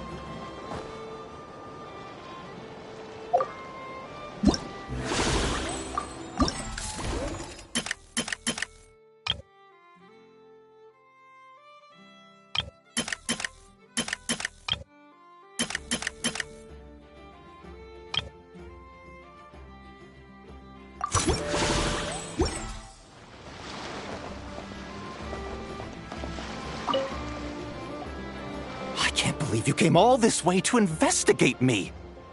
Still, as a member of this expo, I'm protected by the Voynich Guild. There's nothing you can do to stop me. I know. That's why I'll be taking this up with them directly. It's been a while. What brings you here this time? Are you representing the Dawn Winery, or are you here as Owl? Take your pick. Even Owl would take issue with people smuggling the winery's products. I understand, but please be assured that I would never pit the rules of the Voynich Guild against the interests of the Dawn Winery. Our long-standing collaboration is far too valuable to me for that. No faction exists in Nodcry that can impose their will on everyone else. The rules we have now are a result of the tug-of-war between them all. In any case, I only allowed this gentleman to sell his so-called Dawn Winery vintage here because I'm confident that it poses no threat to our collaboration.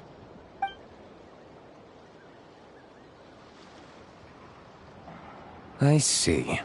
So this isn't from our cellars at all. It's not even from Mondstadt. You... I'm guessing you learned a few of our winemaking techniques, then brewed your own liquor using local ingredients from Nodcry. Imitations like these are no threat to our business.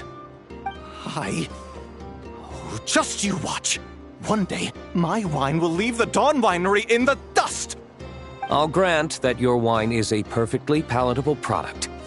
But the fact that you didn't dare to sell it without attaching our name to it speaks volumes. That alone tells me that I'll never need to worry about any serious competition from you. Leaving so soon? Can't I persuade you to come to the Curatorium of Secrets for some tea with me and your two old friends? Hey there! It sounded like you were discussing some pretty serious business, so Paimon didn't want to interrupt. I'm afraid I'll have to decline. That's a shame. Next time you're back in Mondstadt, pay a visit to the Angel's Share. At least there, I can offer you a genuine Dawn Winery vintage.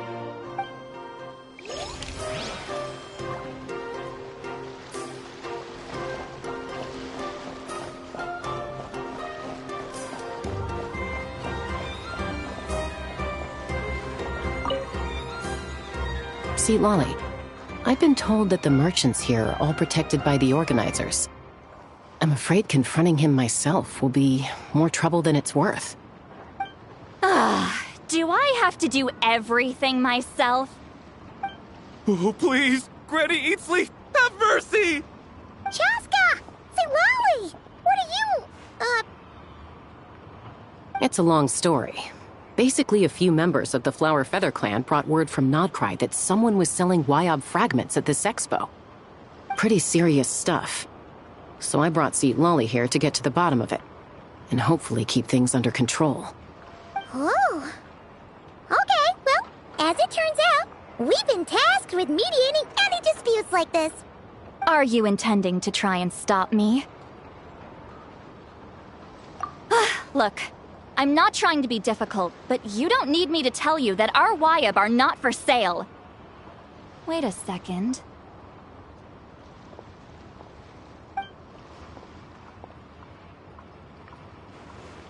This is just a shard of a Wyob pillar. And its power is long gone, so it no longer has any connection whatsoever to the Wyob. So, tell me, how much did they pay you to ship these out of Natlan? About 800,000 more apiece. What? Apparently, people outside of Natlan don't know all that much about our culture.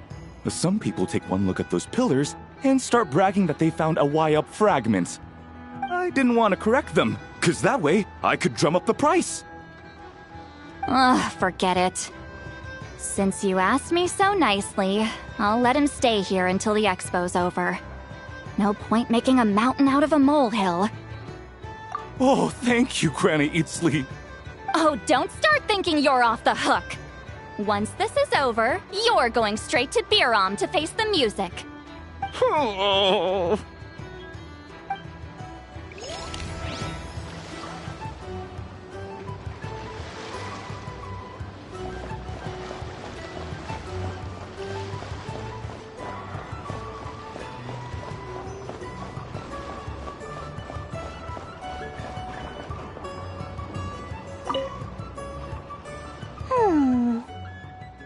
Hey, it's Alice and Nicole!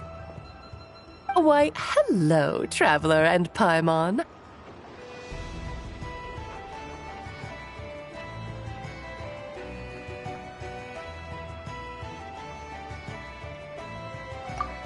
Oh, quite the opposite. I'm her supplier. Nicole came up with a delightful new pricing method recently, which I've asked dear Dory to try out. We're here today to see how it's all going. What sort of pricing method is that? Curious? Well, allow me to explain.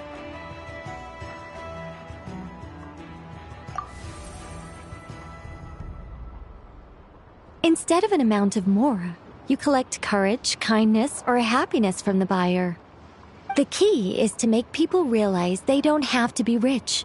With an excellence of character, even the treasures of the Hexenzirkel are within your reach. Kinda like a Seelie guiding intrepid adventurers through various tribulations until they claim their prize. Such fun, wouldn't you say? Not for me. We didn't sell much Hexenzirkel gear this time at all. At this point, I'll have to whip out some Samara specialties just to break even. Wait, you're actually losing money, Dory? You're saying our gifts didn't reach that many people? I'm saying we made diddly squat. Hate to break it to you, Miss Mage, but you don't have much of a heck for business. It might not have made much, but this has been quite a fun little experiment. To make it up to you, all the revenue from our merchandise is yours to keep, Dory. Oh, they don't call you a great mage for nothing, Miss Alice.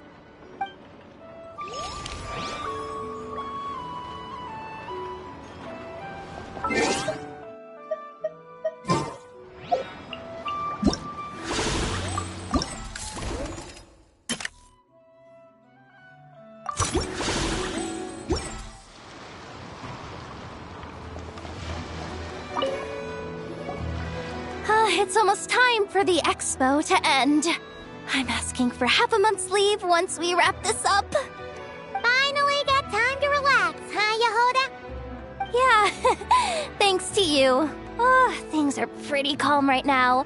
Should be smooth sailing from here on out. Sorry, but I've got a problem over here. Same here. Yoda! You just jinxed it! Someone made off with a batch of my goods using the goods first, pay later method. I thought the guild was the guarantor, but then I went to redeem my money and no dice. The same thing happened to me. Goods first, pay later? That convenience is for exhibitors only. It works because their goods stored in the warehouse can be used as collateral. The buyer did have guild-supplied certification. In that case, he's one of you. Pick him out of the crowd and we're good to go. The person I talked to was a tall, thin young man, but I don't see him here. The one who bought from me was on the chubbier side. And nope, no sign of him either. Wait, so it wasn't the same person? Miss Yehoda, we need help! Ati went into town a while back and we haven't heard from him. What? Why would he do that? He wanted to use the moral we got from our exhibit to buy everyone a little something in return for looking out for us. So he headed out alone. Gods, this kid... Wait, did he have your certification from the guild with him? Yeah, he's our older brother, so he's in charge of all that stuff. Oh, this is bad. Okay, let's not panic. What happened? Remember those people who targeted Ati a while back? I'm worried they kidnapped him and are using his certification to scam goods off the other exhibitors. Sorry. Oh, this isn't your fault. Should we rescue Ati first? But Nodcry's huge. Where would we even start? We could go for the goods first, but we're dealing with a group. If they split up, it'll be impossible to nab them. Oh, come on, Yehoda, come on! You promised Boss Neff you'd uphold the guild's reputation, and you promised the kids you'd protect them. This is all falling apart. Looks like you're down to your last option, dumpster diver. Oh, right! The Clink Clank Crisis Control Switch! Clank Clank Crisis Control Switch activated. Awaiting orders. Awaiting orders. Awaiting orders. Oh!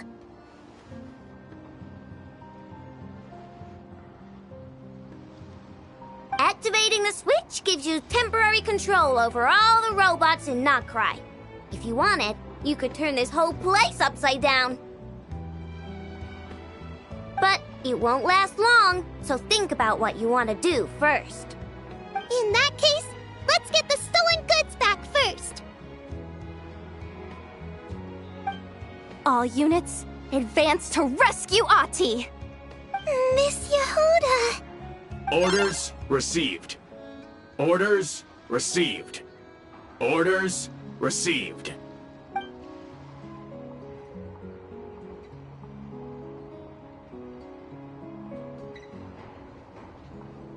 Ati! You're all right! Sorry. I made you all worry. If anyone should be apologizing, it's those awful people who took you. You just wanted to repay everyone's kindness. They stole my expo certificate. Did that cause trouble for anyone? Let's just focus on one thing at a time.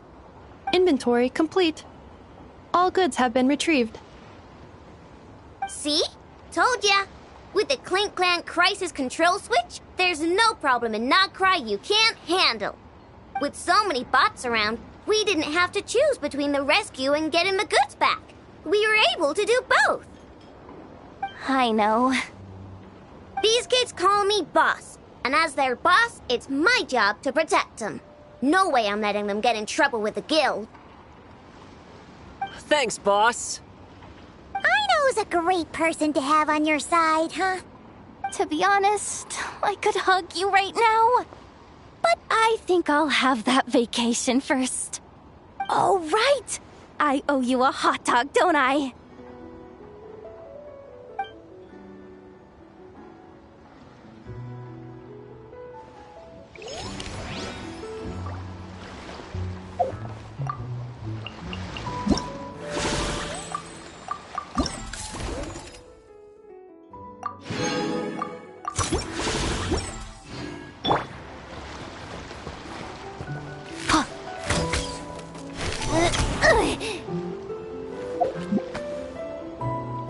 Smash and grab!